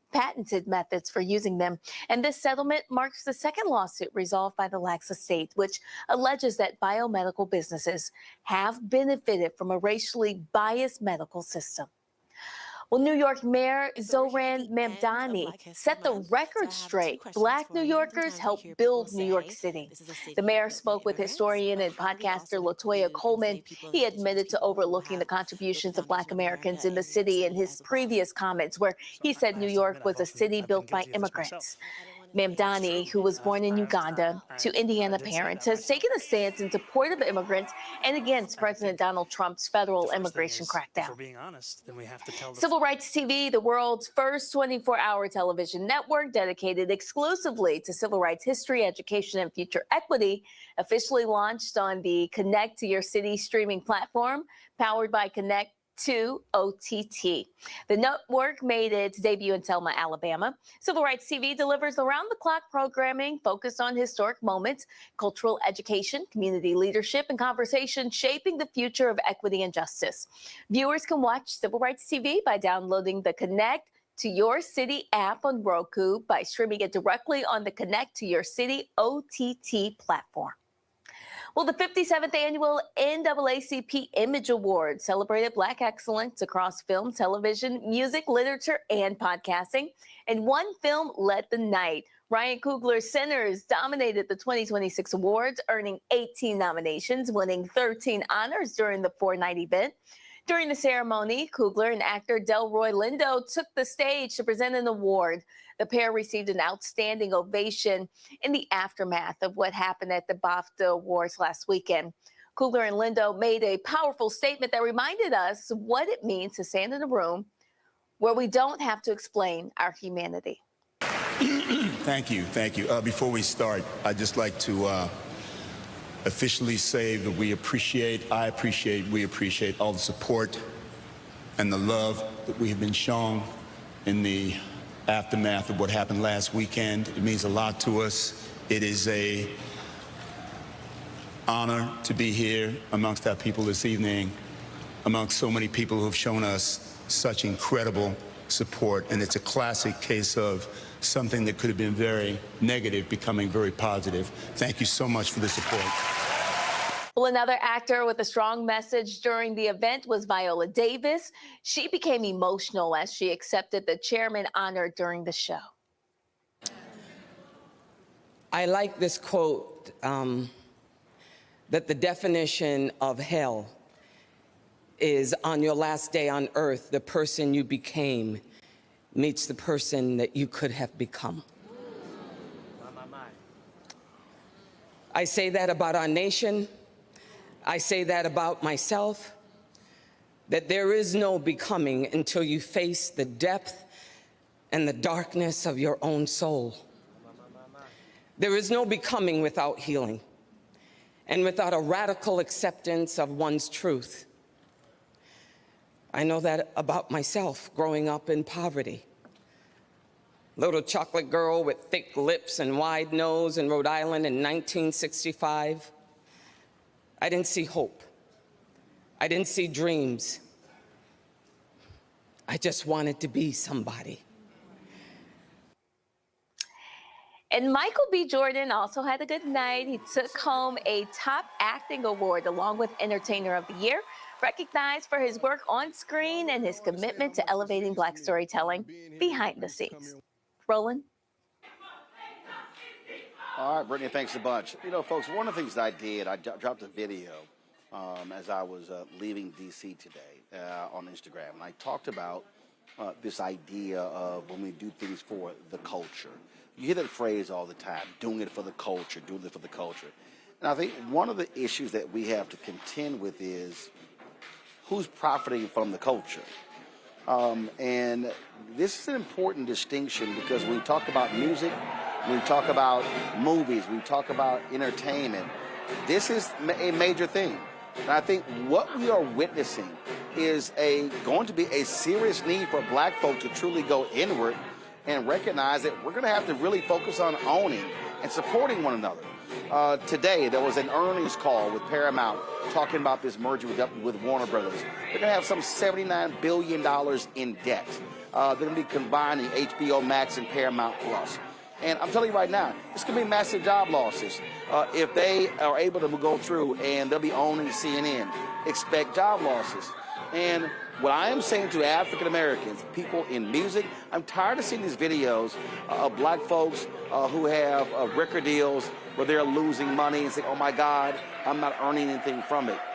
We have to stop being the show and we must be the business. So, and we have to really, that has to be our focus and our state of mind. So I want our panel to weigh in on that. Eugene, I want to start with you because if we're not having an owning conversation, that means somebody else doesn't look like us will be owning our music, owning our movies, owning our news, owning all of that. And so I'm tired of this phrase, let's do it for the culture. No, how about we own the culture? I agree. And look, American culture, which in reality is black culture, is America's greatest export. We have to own the culture. We have to own the means of production, especially in an era where you have unfettered access to platforming, right? You have unfettered access. Artists right now can go to DistroKid, CD Baby, and upload a whole complete album. A movie maker can go and fully distribute their movie on numerous amounts of platforms, if not even create their own platform. I just, a couple minutes ago tweeted out that, there's something to be happening on another network. And I said that needs to happen on a black-owned network, whether it's here, whether it's one of the other networks, but it needs that moment that's going to needs to happen somewhere black-owned because it's black-centered, that was driven by a black-focused audience, and there's money's going to be made on it. That should be made by a black-owned network. And so I agree with you 100%. Doing it for the culture feels good, but doing it for the pockets and doing it for the business that actually benefits the culture will actually sustain, the community going forward. Thelma, again, some folks may disagree. They may say, well, it's not always about the money, but here's the whole deal. When I look at these documentaries that are being done about music artists, very often, not black producers, not folks who are owning that. So I'm like, wait a minute. So we got white managers and white executives who are earning the money. I made a point that I said, people want to understand how this works. Just simply go to Deadline.com, go to THR.com, Variety.com, TheWrap.com. When you look at who gets hired, who the executives being hired, very few looks like us. The people who are making, David Zaslav is CEO of Warner Discovery. He's going to walk away with $700 million in this merger. You know what? It's going to be a lot of other people making tons of money, don't look like us. And this is what I'm saying. There are people who don't look like us who are sending their kid and their grandkids to college on the money that black folks generated for him. I love Prince, and people wanted to sample his music, and he said, if you don't own your masters, you can't sample my music. He said, because I'm not sending somebody else's kids to college. Business has become one of the most exciting ventures in my practice. I intentionally created BYOB, which is Build Your Own Business, which is to empower minorities in knowing every aspect of the building blocks, the foundation, the structure, because oftentimes that's where the rubber meets the road with a lot of minorities, especially African Americans, is not properly structuring and protecting your business. Right now, I am seeing an influx in creators, their brands being stolen through intellectual property. But for if you would have taken that money and invested in protecting your brand, you would not have to now come back and undo it because your common law rights. You wouldn't have had that issue if you would have done it up front. The biggest problem I see with us is not investing up front into your business in order for you to go out and put everything in order. We are needed. We know we got the sauce, but how we going to continue to put out the recipes if our structure is not properly sound? So the thing that I see as not only a lawyer, but as an entrepreneur and a two-time inventor is that fear. Why are you afraid? They want you to be afraid, and they want you not to collaborate with each other so that you all can get to the top, even if you're in different industries. So the time is now. When I saw this coming 4 years ago during the pandemic. I said there's going to be a reckoning where African Americans who have the ability to be innovative and be useful to creating their own business. But if you stay in a position long enough, you're going to miss your blessing, and you're going to show your level of disobedience to where then you're going to have to come back and start completely over, and it's going to be harder. So when time says to start, it's to start and to do it right. Ome Congo. We just have to ask the question. I mean, when are we finally going to learn the lesson? We're sitting here on a platform right now, rolling and looking at what you built, almost 2 million followers, right? When you look at what Kugler and Michael B. Jordan, they've been doing this together forever, and look where they've been able to reach. We just saw the story earlier over the weekend about the family of Isaac Hayes, suing the Trump administration, saying, hey, stop using our music. And, Isaac Hayes III always coming on here talking about fan base and the like. When it comes down to it, we, as Les Brown said, you either expand or you are expendable. We know if all of these mergers, like you talked about, there's going to be layoffs coming. We know that when the Ellisons take over these other Hollywood studios and the like, it's going to be less opportunities for us. But as Eugene was saying, we can make movies on our iPhone. Like, we have the music. I load up my albums through CD Baby all the time. And we have been through this at various moments in history. And this is nothing new. It's just new technology, new language, but it's the same thing. Expand or become expendable. And if we don't understand it right now, to start building and building together, just look at everything you're doing as it relates to honoring the Reverend Jesse Jackson. So it's also important to know that nobody's going to honor our people like us.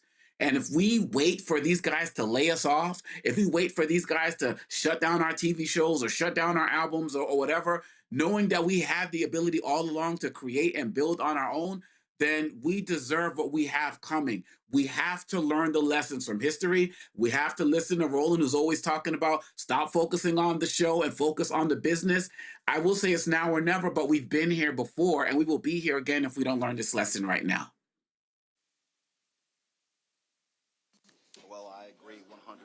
Let me thank our panel, Ome Congo, Thelma, as well as Eugene, for being on today's show. All right, folks, as we speak right now, Reverend Al Sharpton is giving the prayer here at the Susan Taylor National Cares Mentoring Gala. So here's what we're going to do. I need to reposition. For some reason, their live stream has not started. I have no idea what's going on, so we're going to call an audible. So what we're going to do is, right now, we're going to go to a commercial break. We come back, we're going to play the speech of the new president, another African-American who's head of the United States Steelworkers. So we're going to play her speech when you come back. So let's go to commercial break. We'll be right back. Roland Martin Unfiltered on the Black Star Network. With medicine and science under attack, I want to keep you and your family informed and healthy. I'm Dr. Ebony Hilton, and I knew at the age of 8 that I wanted to be a doctor. So I studied hard and became the first African-American female anesthesiologist hired at the Medical University of South Carolina since its opening in 1824. And I always say I was made into a doctor, but I was born to be a mom. And as a new mom, wife, sister, daughter, and friend, I understand how frightening a medical crisis can be. I care for individuals on some of the worst days of their lives, and it's my mission to provide you with a safe space to gain clarity on issues affecting your mind, body, and soul. I recognize that there are health disparities, particularly as it pertains to race, and I want to help bridge the gap between you and your healthcare providers. Join me every Thursday for Second Opinion on the Black Star Network, where each week I'll invite experts from various medical fields to share the latest health news. We'll discuss topics such as the vaccine debate, mental and sexual health, medical bias, infertility, menopause, andropause, nutrition, and aging. Together with my medical colleagues, we aim to provide you with a second opinion. Don't miss it, Thursdays only on the Black Star Network. Pull up a chair, take your seat. The Black Tape with me, Dr. Greg Carr, here on the Black Star Network. Every week, we'll take a deeper dive into the world we're living in. Join the conversation only on the Black Star Network. They said the quiet part out loud.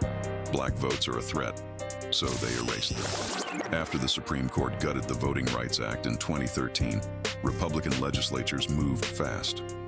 New voter ID laws, polling place shutdowns, purges of black voters from the rolls. Trump's Justice Department didn't stop it, they joined in. In 2018, his DOJ backed Ohio's voter purge system, a scheme that disproportionately erased black voters. Their goal, erase black votes and political power. Yeah, that happened. These are the kinds of stories that we cover every day on Roland Martin Unfiltered. Subscribe on YouTube and download the Black Star Network app. Support fact-based independent journalism that centers African Americans and the issues that matter to our community.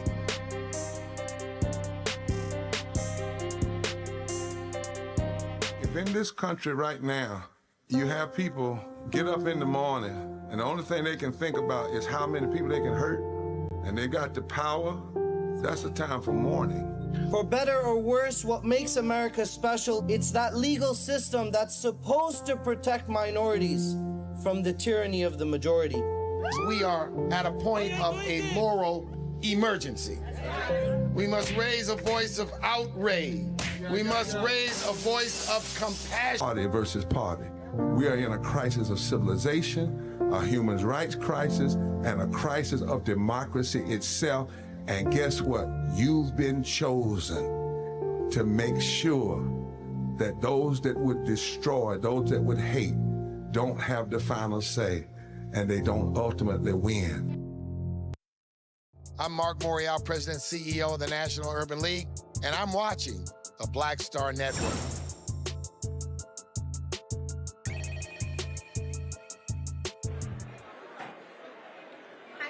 Folks, another major union has a black president. The International President of the United Steelworkers this weekend installed Roxanne Brown as their new president. She becomes the 10th international president, taking the helm of North America's largest industrial union, founded in 1942. She was elected last fall to replace David McCall, who did not seek re-election and was serving as president since September 2003.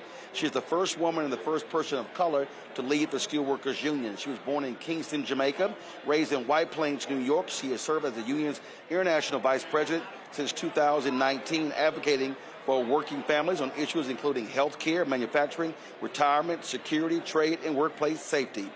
This is some of what she said after taking the oath of office. Thank you. Woo! Need a moment to take it all in and manage the tears coming out of my eyes. All right, Steelworkers, are y'all ready? Are y'all ready? Who are...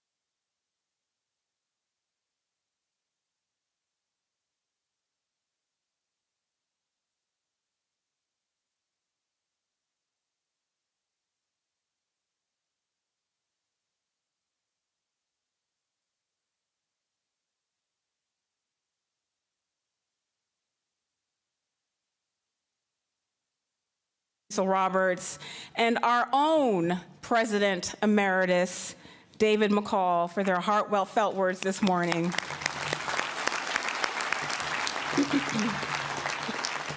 You all inspired us, and you gave us some much needed history.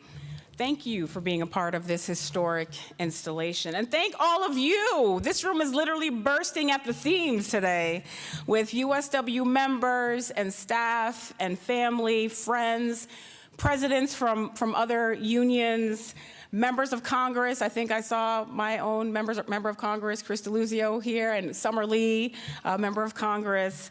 And other elected leaders and former government officials. We can't tell you how much it means for us that you would join us on a Sunday to celebrate the installation of our executive board. Thank you all so very much. I can't name all the names, but I see you all, and I just really appreciate it. You know, I have been really blessed to be a part of not just this union, but this movement that we all love so much, the labor movement. And as you can see, we're a family. And it's the most unexpected family. When I first came to this union at 19 years old, never could I ever have imagined that I would be standing here 27 years later, having been installed as the 10th international president of this union.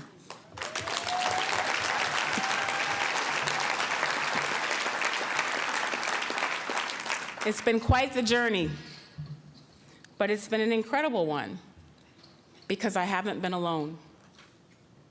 A lot of the folks that have been on that journey with me are on this stage. The incredible team that makes up the leadership of this union, and the incredible people who are in this office, audience, so many of you. To my family, I kept telling everybody that the Jamaicans were going to descend on Pittsburgh this weekend from New York, Philly, DC, and Canada. So if there's a smell of jerk chicken or curry chicken in the air, it's just us, don't worry about it. So Jamaican Massive, this is your time. I've been telling them to be demure. Now you can be loud. Jamaican Massive, give it up one time.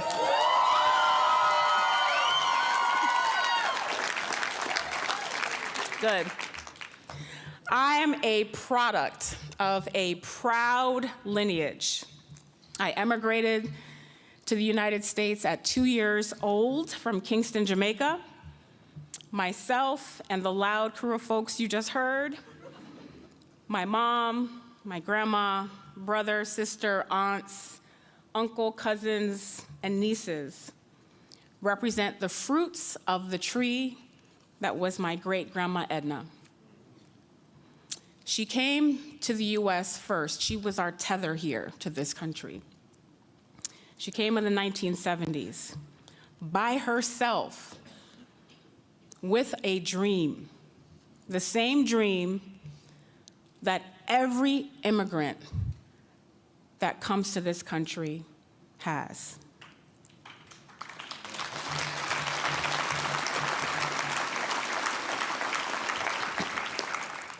Opportunity, hope, success, not just for herself, but for her children and grandchildren, her future. We all, my family and I, we stand on her shoulders.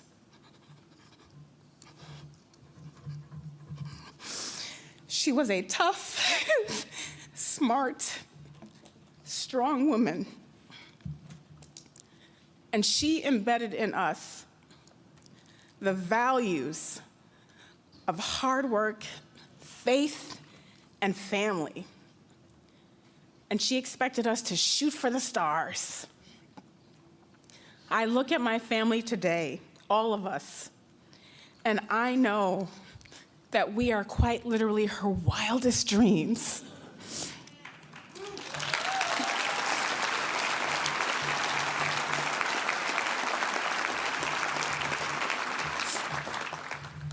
And I know that she's here looking down on us today.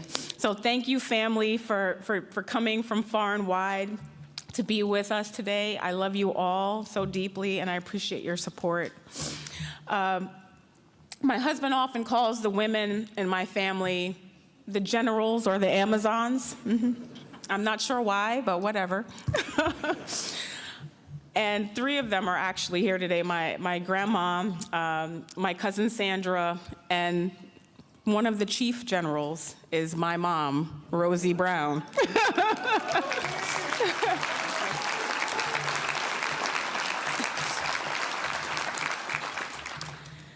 Ma, there are not enough words in the human dictionary to describe what you mean to me. Your road as a single mom was not easy. Working 2 jobs, 80 hours a week as a critical care nurse. But watching you taught me everything I needed to know about hard work, about never giving up, and about grit. If you looked in the dictionary and you looked up the word grit, you would see a picture of my mom. You would.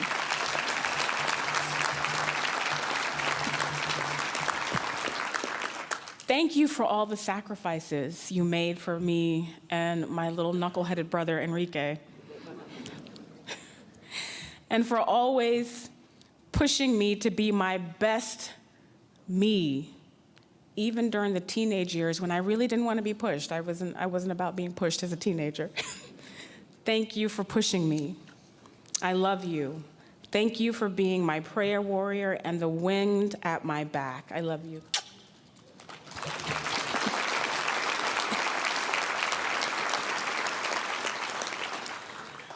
Dwight Brown, you are my rock. You've had a front row seat to this journey. A little after we began dating when I was 19 and he was 20, he started calling me meal ticket. But he like sings it, meal ticket. And he's been calling me that ever since.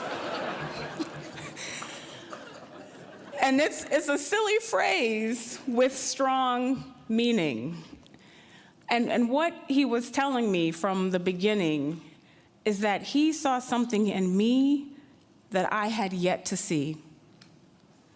And he spent the last 28 years cheering me on in my best moments, lifting me up in my hardest moments, and reminding me who I am in those doubtful moments. None of this would be possible without you, babe. I love you so much.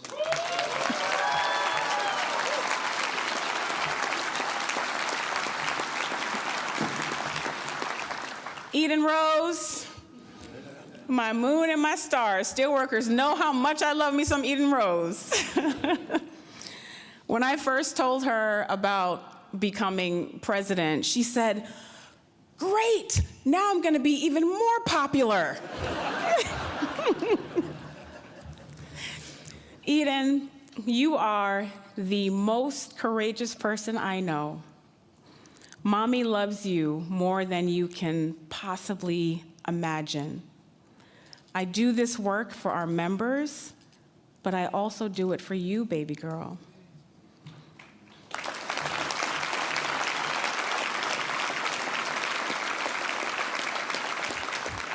I want you to always know your power. Don't cry, you're gonna make mommy cry.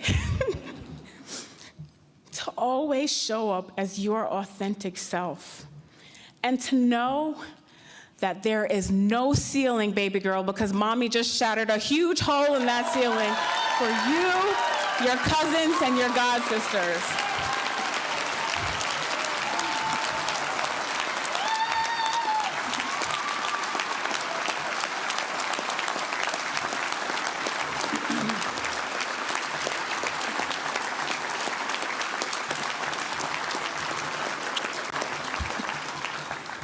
To my labor family from other unions and my fellow executive council members on the AFL-CIO, I see some of you who traveled from far and wide to be here, thank you for the support. So many of you are active and passive mentors, and you have been so tremendously generous with your time and your tutelage over the years. You know, the solidarity that we have in this movement is so powerful, and President Schuler talked about it earlier. We are nothing without our solidarity, so thank you so much to all of you. Where are my women of steel? Isn't it fitting that today, on the first day of Women's History Month, that we make some history, right? Right? To all the sisters who added your own cracks and holes to that glass ceiling at your locals or as staff, as leaders here in this union, thank you. Give yourselves a round of applause.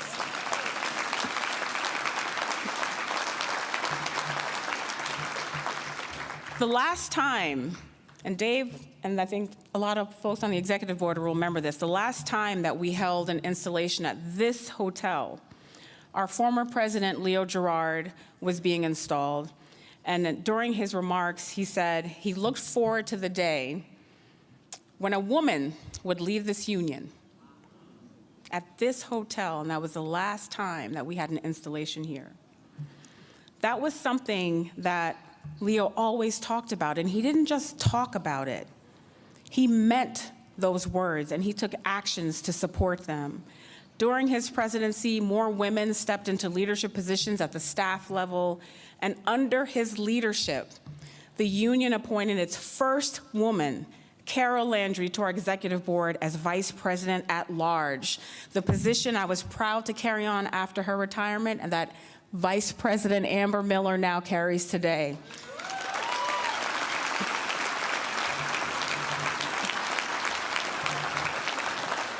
And Carol, I was going to ask where she is.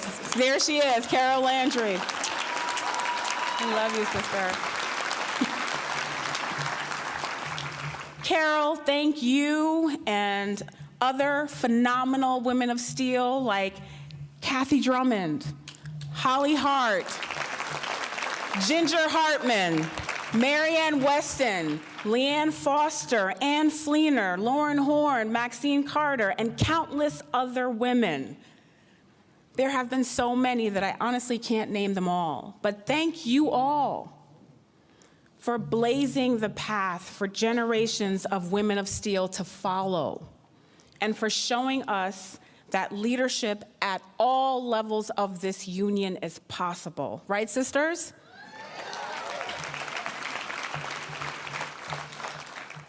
Are the steel workers in the house? Are the steel workers in the house? To the steelworker membership, there is no executive board. There is no union without you, period, full stop. You are the backbone and lifeblood of this institution. To have the opportunity to serve you in this way is one of the greatest honors of my life.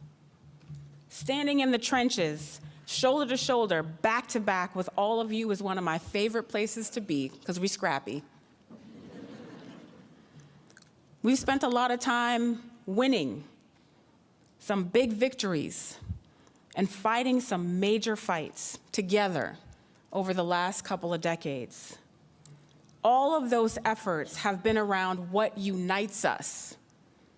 We're all connected to this union because we share the same set of values, the same goals. We want to build power for workers. We want a voice on the job. We want to make a good living. We want to come home safely to our families at the end of a shift. We don't want to break the bank going to the ER or the doctor. We want a good and stable future for our kids and our grandkids. And after our years of toil, we want to retire in dignity. These are the things we fight for. There's a lot of noise right now in the ether. a lot of distraction, distracting us from the things that unite us, the ties that bind us as a labor organization. Do not get distracted by the noise. Do not get distracted by the noise. Focus on the values, the things we fight for at the bargaining table, in the halls of Congress, in Ottawa, and in state houses and provincial governments across our two countries. I wouldn't be honest, right, if I didn't acknowledge that a lot of these values are under attack, with more challenges likely ahead. We got a lot of work to do. There is always an unknown element to the future. But here's what I know, that together, united, we, the steelworkers, can take on any fight, any challenge, and any foe. Am I right? This is what we do. Together, we can build the future we're all fighting for, one that reflects our values. So it's more important than ever that we move forward together in unity as a union to build that future. So what does that look like? Growing our ranks. Organizing is power. We're at a time when 70% of Americans support unions. Let's go get those workers and bring them into our ranks, right?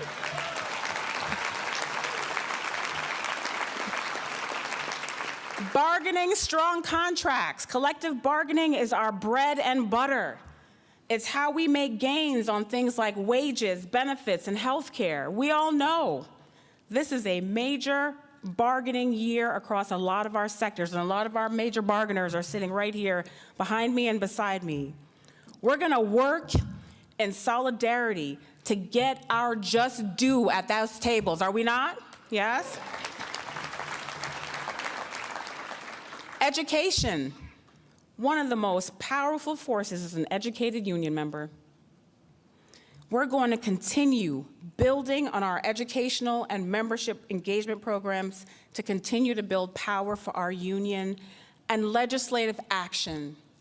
Taking our voices and stories to legislative bodies in both our countries is one of the best ways to support and protect policies that further our core values and to fight those policies that attempt to weaken them.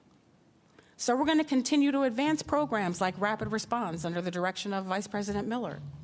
That's what we're going to do. This family is the work of the union. I know that together, there is nothing we cannot accomplish. We are a strong, proud, powerful union. And united, nothing can defeat us. Nothing. So are y'all ready? Yeah. Are y'all ready to get to work? Yeah. Are y'all ready to get to work? Yeah. One more time. Who are we? Who are we? What do we do? What do we do? All right, let's go get them. Thank y'all.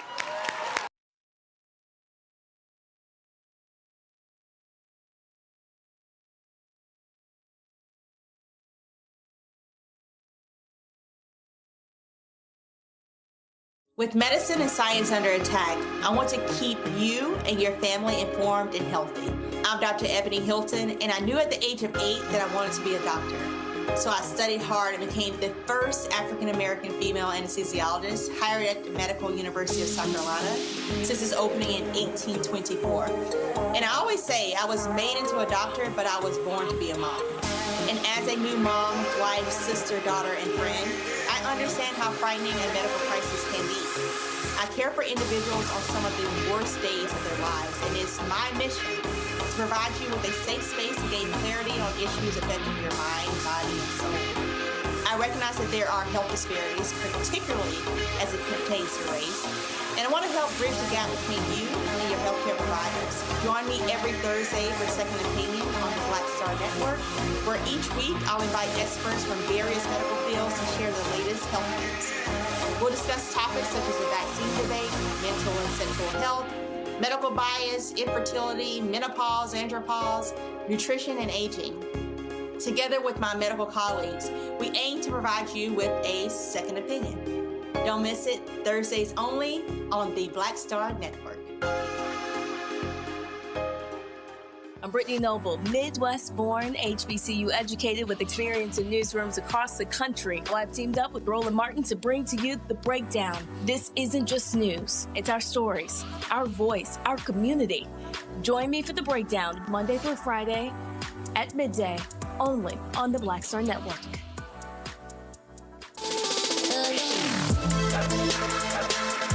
Hey y'all, welcome to The Other Side of Change, only on the Black Star Network and hosted by myself, Bree Baker, and my good sis, Jamira Burley. We are just two millennial women tackling everything at the intersection of politics, gender, and pop culture. And we don't just settle for commentary. This is about solution-driven dialogue to get us to the world as it could be and not just as it is. Watch us on the Black Star Network, so tune in to The Other Side of Change.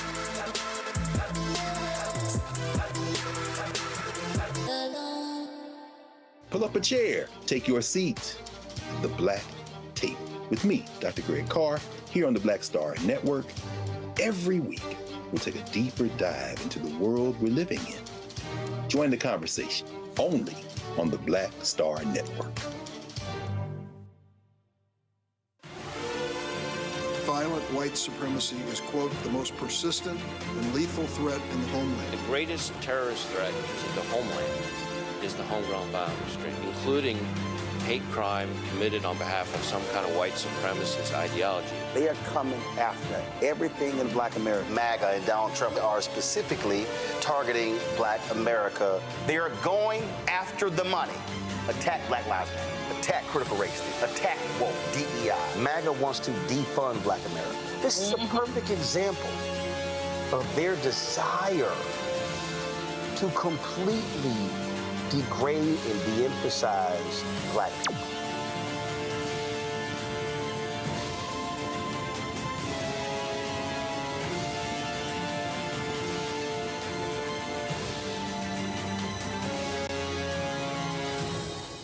Hatred on the streets, a horrific scene, a white nationalist rally that descended into deadly violence. White people are losing their damn minds. As an angry pro-Trump mob storms the U.S. Capitol, we've seen Showdown. We're about to see the rise of what I call white minority resistance.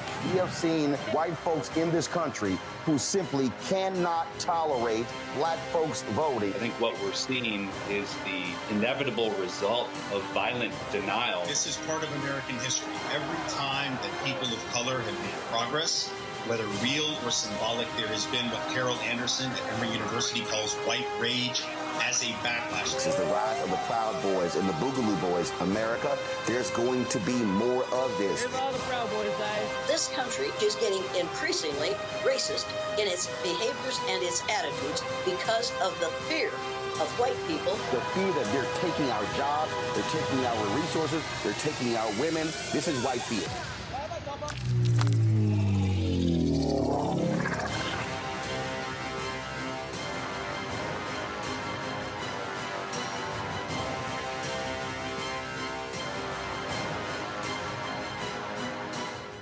On next, A Balanced Life with me, Dr. Jackie, a relationship that we have to have. We're often afraid of it and don't like to talk about it.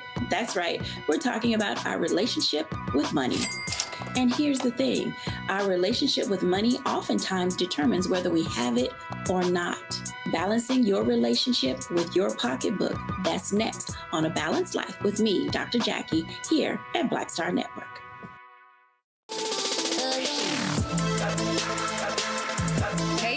Welcome to The Other Side of Change, only on the Black Star Network and hosted by myself, Rhea Baker, and my good sis, Jamira Burley.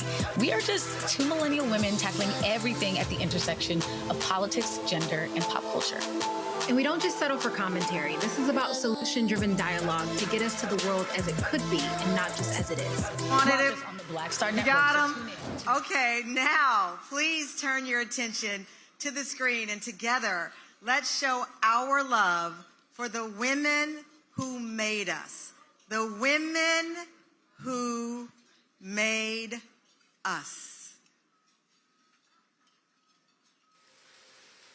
Their names roll off the tongue like a river, whose ancient current has carried us through rapids, over falls, through inundation and drought. Warrior women who walked the high ridges and riverbanks, hands knowing every healing route. These are the women who made us, born of necessity, mothers of invention. They wrote themselves into history, witnesses to the worst. By lamplight, she was a mirror in verse. Freedom is not a destination. It is a direction, a compass in a world designed to confuse you. They crashed the gates of academia and commandeered the printing press, named white crimes when it was dangerous to do so, turned hot combs and pomades into entrepreneurship, turned outlawed learning from risk to a refuge, and refuge into an army on the march. She wielded power at uncommon heights. She walked into a schoolhouse and into history, holding our children and daring the state to show its face. They rallied the grassroots along the Tallahatchie, where a boy was beaten and drowned. His mother, braving an open casket, showed us the face of the nation's hate. They can't be reduced to a single bus seat. Sitting unmoved was a gangster maneuver, a flashpoint igniting a movement. They kept vigil when grief might have swallowed the future, turned mourning to movement, cultivation, scorched earth to ripening fruit. In a nation built on buying and selling, she was unbought and unbossed. For her, the skies were no longer the limit. She took the measure of human aspirations, and with math and science, put possibility into orbit. They mined language to unearth the truth and gave us back our voices, elevating unlettered speech to lyric poetry. A melody, a confrontation with conscience. Patience is not always a virtue. Her blistering dissents bring balance back to the biased scales of justice. Each bend in the river has brought forth a first, with the certainty that others would follow.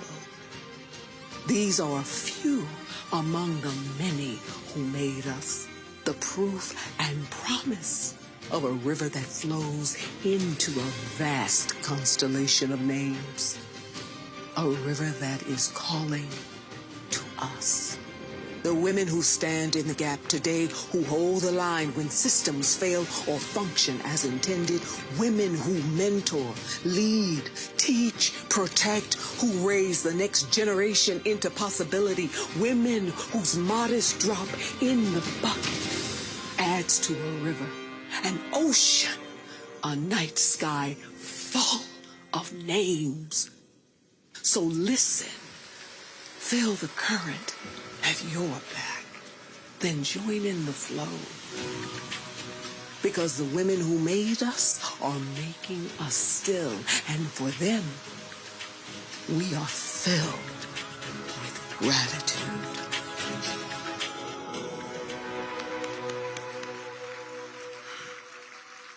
What a tribute to the history we must all hold dear.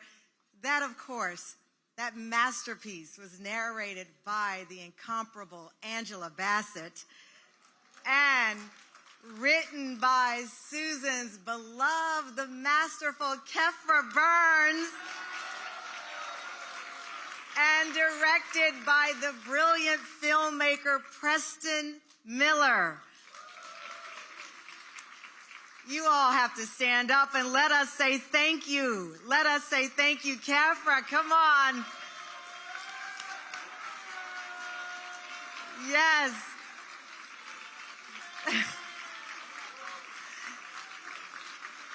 You did so right by the women who made us.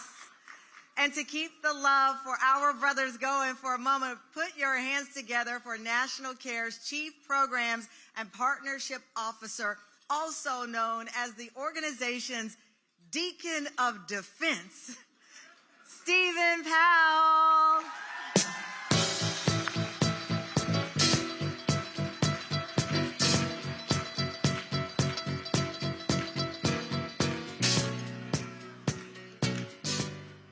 Let me get myself together here. That's a little too much.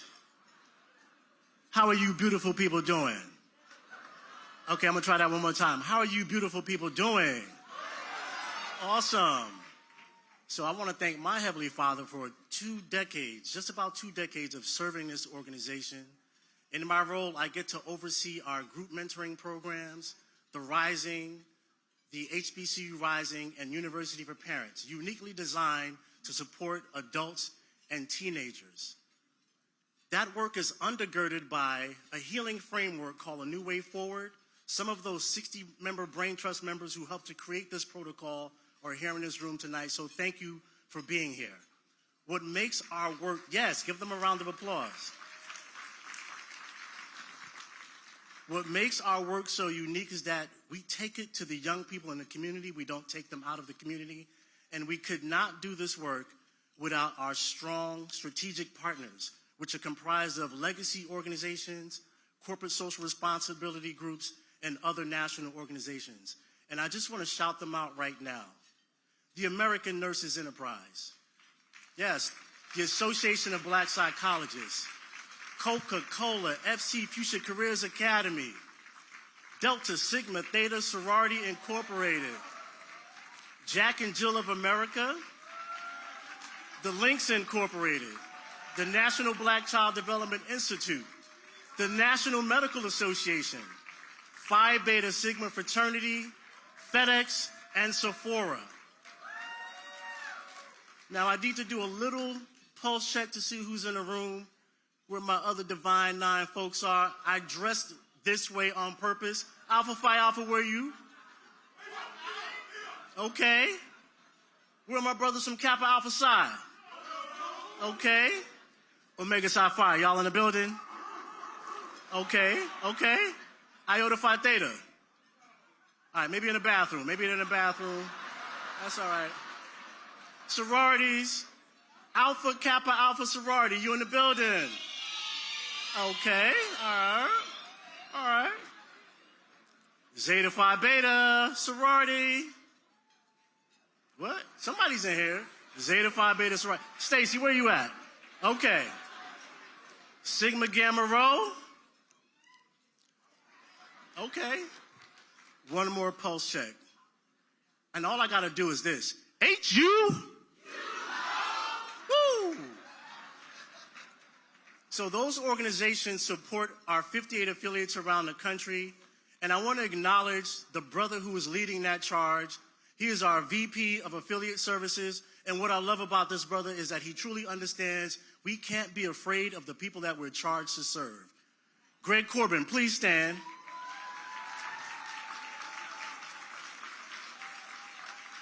Thank you. And the heart and soul of our work is comprised of a dedicated core of soldiers of love from Brooklyn to the Bay. Our affiliate leaders, can you please stand where you are? And let's give them a large round of applause, y'all. These are our volunteers who are recruiting, training, and deploying mentors around the country. Thank you. And I'm so blessed to do this work with my sister and partner in time, Dr. Yuri Berry, who I'm going to bring up. She is our VP of Programs.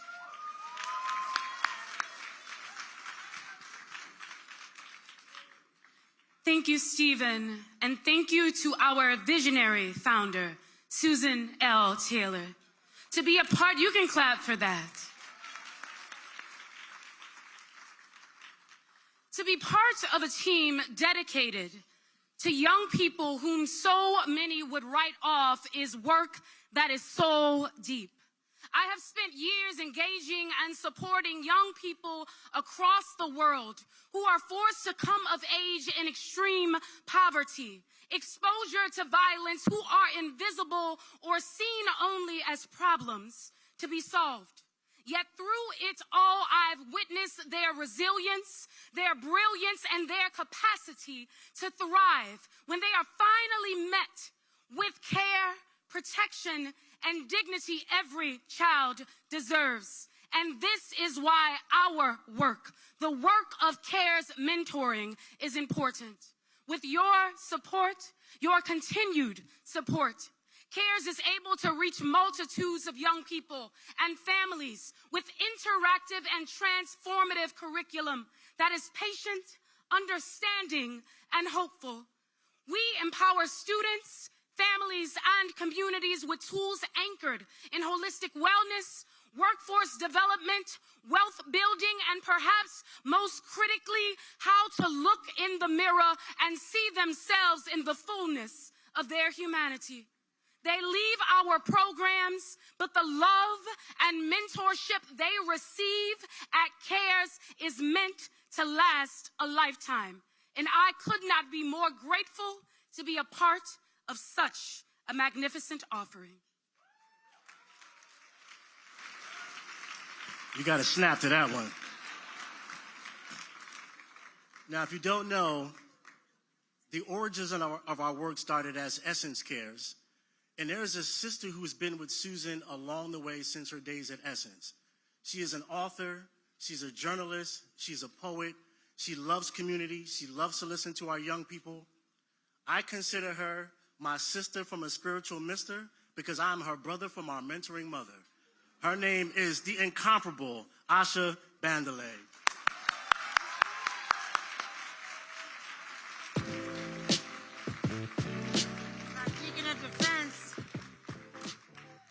I wish I had my camera here so I could take a picture of how beautiful you all look. 20 years, Susan, from an idea, all of this.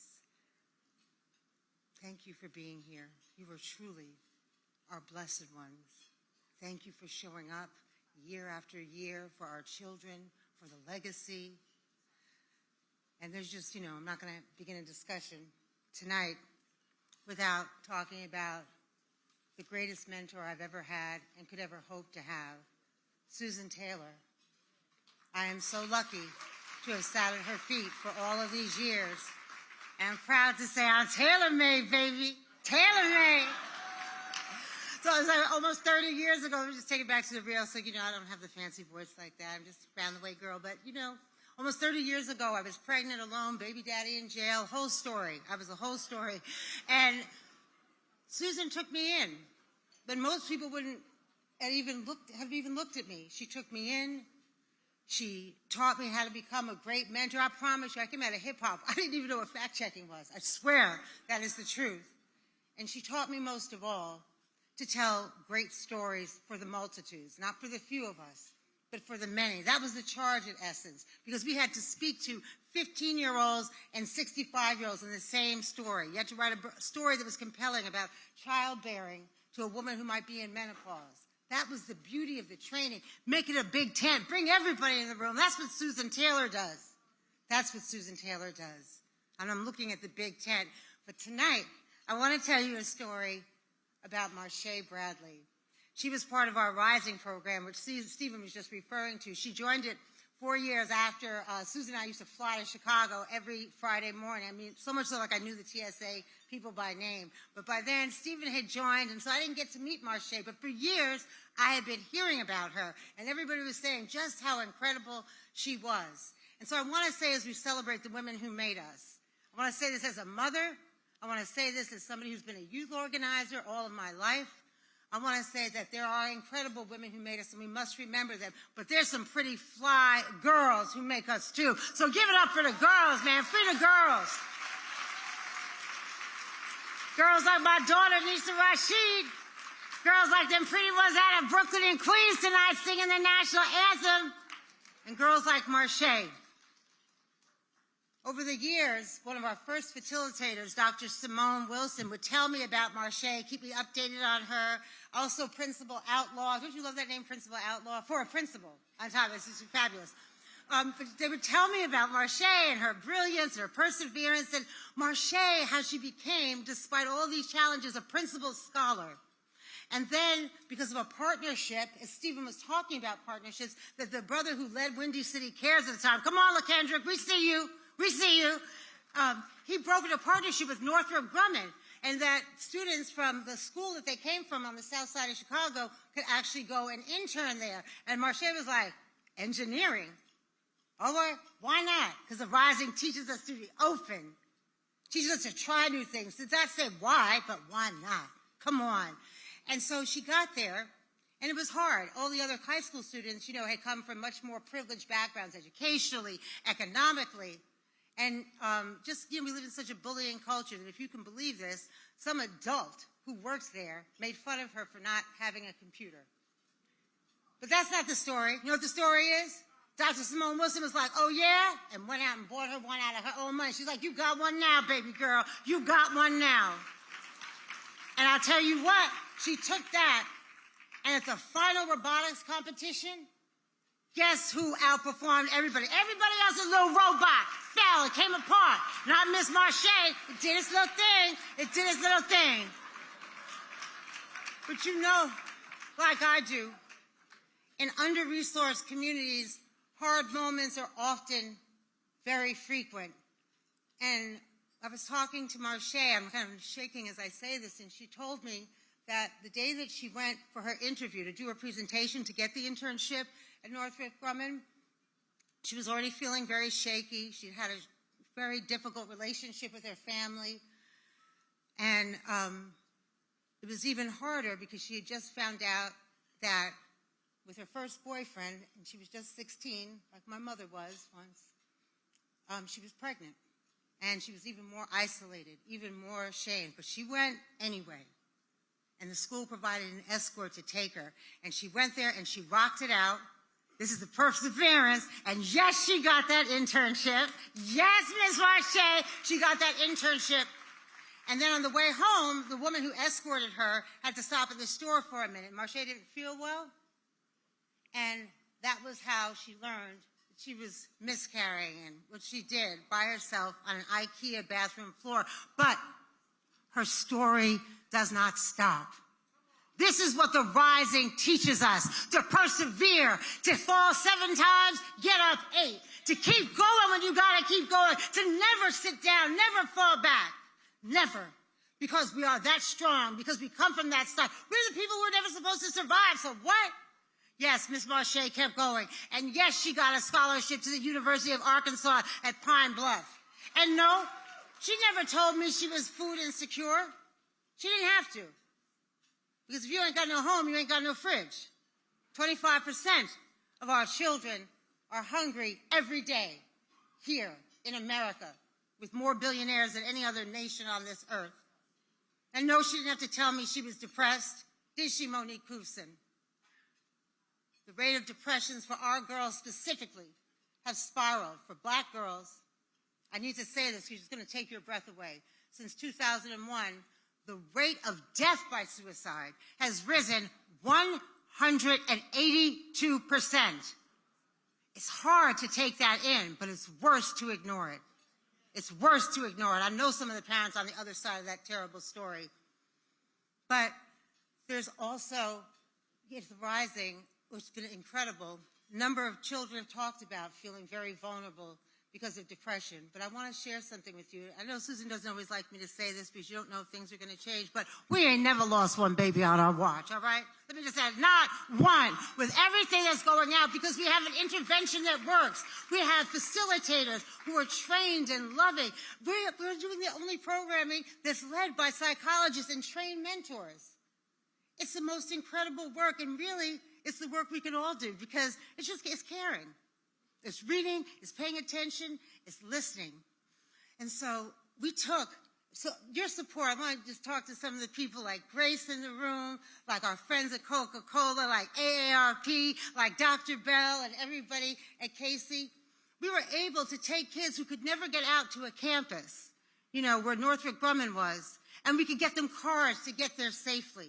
That's what you allow us to do, to give people an opportunity. And so from the development of our curriculum into the quality of the training, so you get leaders like Dr. Simone, who's going to take money out of her own pocket and buy a computer, and on the next day take money out and feed all the kids. And if you can look at and see the power of our soldiers of love, give them one more round. This life-giving stuff is not the outlier. It is the norm every day. This is the house that Susan Taylor built. A house of love that cannot and will not be broken. And Marche graduated top of her class in 2020 in the middle of a pandemic. And she got that scholarship to University of Arkansas at Pine Bluff. And she graduated. This is a girl who had no money, no house, no way to get to college. Simone said, I got a car, though, baby girl, and I know how to drive. Put pedal to the metal. 17 hours there. She drove her, set up that dorm,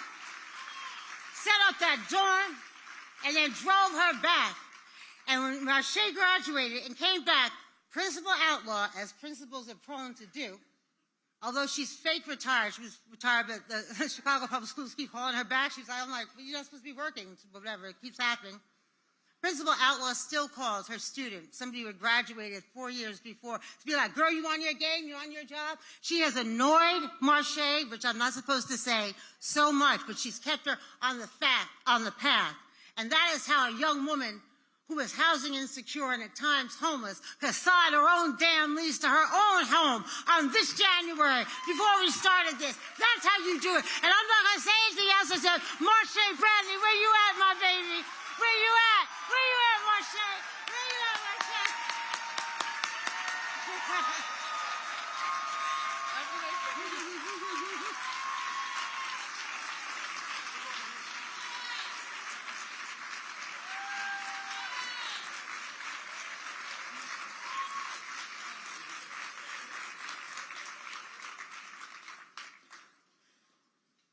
Thank you so much, Ms. Asha, and I want to give a huge shout out to Ms. Susan Taylor herself. Thank you so much for the opportunity.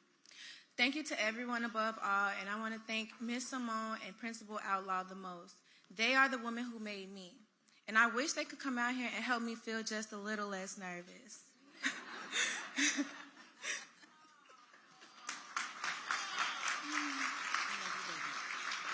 Get those pictures.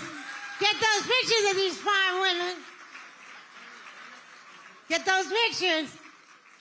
Dr. Simone Wilson. Come on. Okay, yeah, let me get into it. My fault. Oh, I gotta put the mic down. You can't take me nowhere. Yeah. I want you to at least hear from them because, you know, our stage manager is going to get mad because I'm going to go overtime and stuff like that. So I'm not going to be the cause. Reggie, I'm not going to be the cause of the cost of overtime. Swear to God.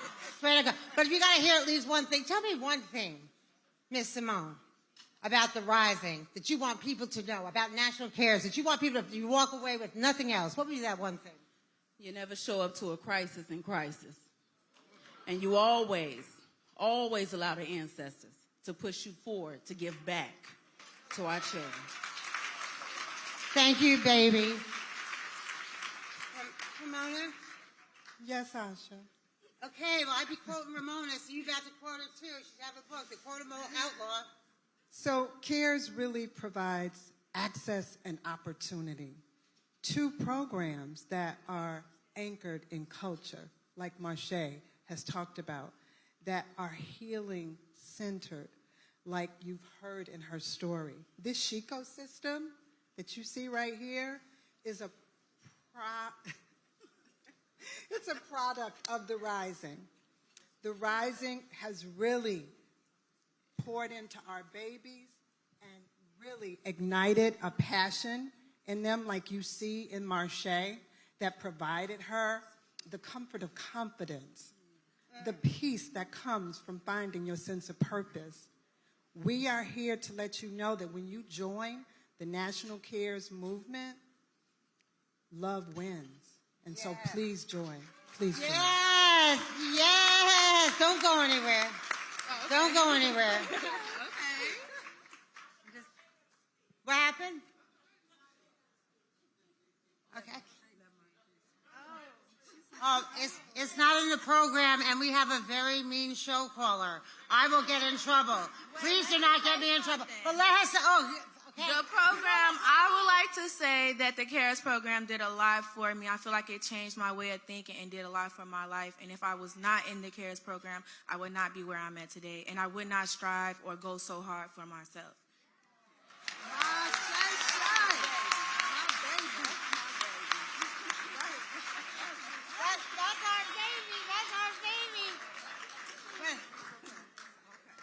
Let me ask one more extraordinary young woman to join us. If you haven't met her, you'll be blown away by her tonight. She's been getting me in trouble since she was like 4. She and my daughter used to play in Miss Taylor's office, and then I got blamed. It wasn't my fault. They didn't listen to me. But I'm speaking about none other than the beautiful, the brilliant, the activist, the strong Amina S. King, Susan's granddaughter.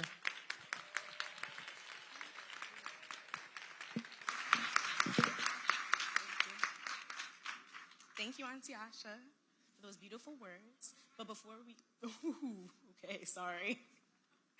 The teleprompter is not correct. Okay, thank you, Auntie Asha, and what an honor it is to be here to support my sweetie's vision and legacy. I love you, sweetie, and happy birthday. And I'm here this evening to tell you, Dr. Wilson and Principal Outlaw, that on behalf of the National Cares Mentoring Movement, it is my great honor to present each of you with the first ever Susan L. Taylor Legacy Award.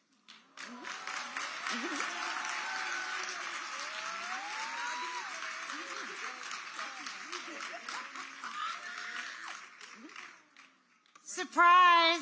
Yes. This is the first time we've named an award for our CEO and founder, the Susan L. Taylor Legacy Award. Be Dr. Simone Wilson. Be Principal Ramona Outlaw. Be Marsha Bradley. Be Susan Taylor. Be great. Don't be good. Be great. We're from Brooklyn, in heart. Be great. Be great. Thank you, everybody. We love you.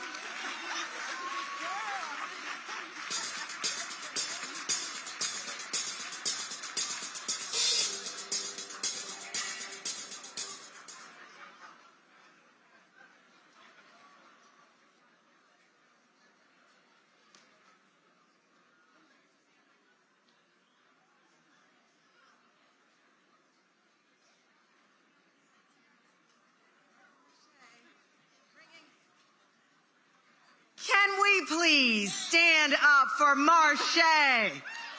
Give Marsha love. This is not a story. This is a woman built by CARES. Congratulations. And for the rest of the world's existence, you will be the first honored under Susan L. Taylor's name. Congratulations. Thank you.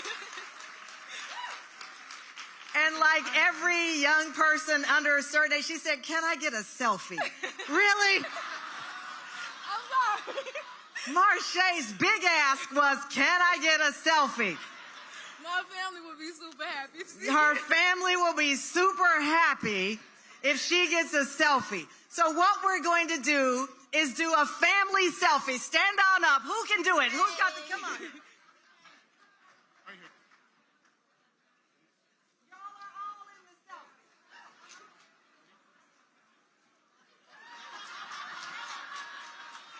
I get in a selfie? Can I get in a selfie?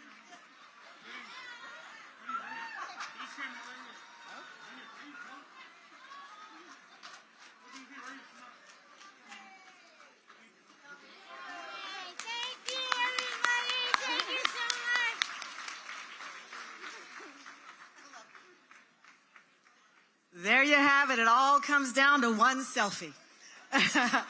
What an example we have seen set today, Principal Outlaw, Dr. Simone. It truly takes all of us, and that's what this occasion is about tonight. With the training and support that CARES made possible, this is what happens. Lives are nourished and lives are transformed. Communities are built. What we just heard and witnessed is exactly why the work must be sustained and grown. And to help us do that, please welcome our friend, Master Fundraiser. Unlock your phones. And tonight, Master Referee. I'll let him explain what that means. Ladies and gentlemen, please welcome Reggie Canal. Come on out, Reggie.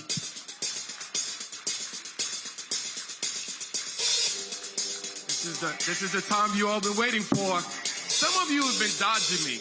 I do this for Susan, not for me. People stop talking about where they go. So first of all, I want to say thank you to Tamron Hall, because Susan was on Tamron Hall last week, and a few of us got a chance to piggyback on her.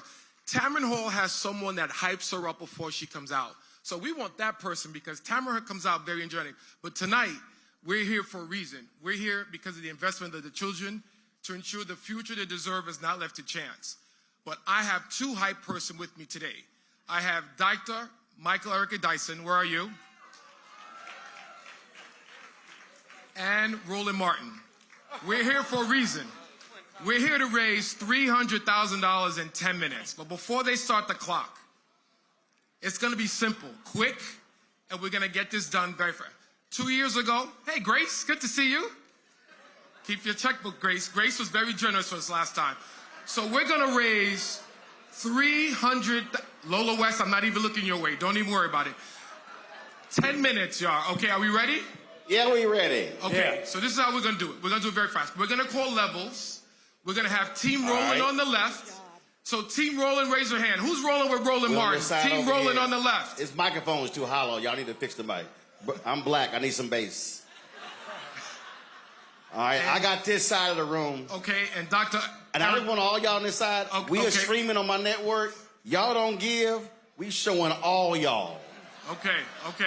And Dr. Eric on the other side. Yes, okay? Dr. Eric, I am. All righty. Are we ready? Yeah, we ready. I mean, you didn't call I'm not part of the D9. I'm part of the D10. You didn't call for shizzle my nizzle. I didn't hear you call them. I'm just...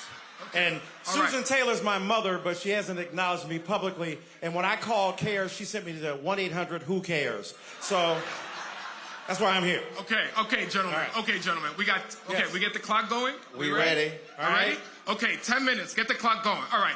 Who gave us $25,000? Who gave us $25,000? Hey, DJ, can you put on... $25,000. Who gave us $25,000? DJ, put on last $2. Raise your hand really high. We got $25,000 right here. 25 right here. Okay, done. Right here. Okay, hold on. Reggie, who's collecting the money? Right here, 25. So he's up 25. What do you have on your side? No. Who's collecting the money? Who's writing name down? We have that. Some Negroes will raise their hand and not pay. So we ain't doing that, Reggie. So how are we collecting the money? That's my side right there. 25 Reggie Van Lee, hey, Michael, she on this side of the table. She on my side. Okay. No, she not. Okay, we got 25. So we got 25,000 right here. Anybody else? Anybody 25,000? Anybody else at 25,000? We got 275 to go. Come on, the clock is ticking. I can feel that money coming. Anybody else? Dr. King wants you to get. I want somebody here tonight. Who gives 15,000? All right, so y'all, here we go. So we got 25,000 right here. Over here, 15,000. Okay, Reggie, you're moving too fast. The clock is ticking, Reggie, I got the clock ticking. We're trying to get some money. Okay, we got 25 here on this side. Who will match me at 25 to move us to 75? Reggie. Where's Kathy Chanel? Where's Dr. Janine? Who on this side will match me at 25 plus to go to 75? Anybody. Now remember, y'all can do 5 of y'all together at 5. 10 of y'all together at 2,500. Kathy Chanel is just giving $25,000. Where we go? All right, that's the second 25. That's what that black card about. Come on, okay, y'all. so I gave 25, so it's 2 on this side, 1 on your side, Michael. So you need to hurry the hell up. $25,000 from Kathy Chanel, bro. Okay, but we got 25 here and 25 here. Anybody else over here with a black card? Anybody with a black card? Anybody got a black card? Anybody got a black card? We had 75,000. We need 1 more at 25 to get to 100. Anybody?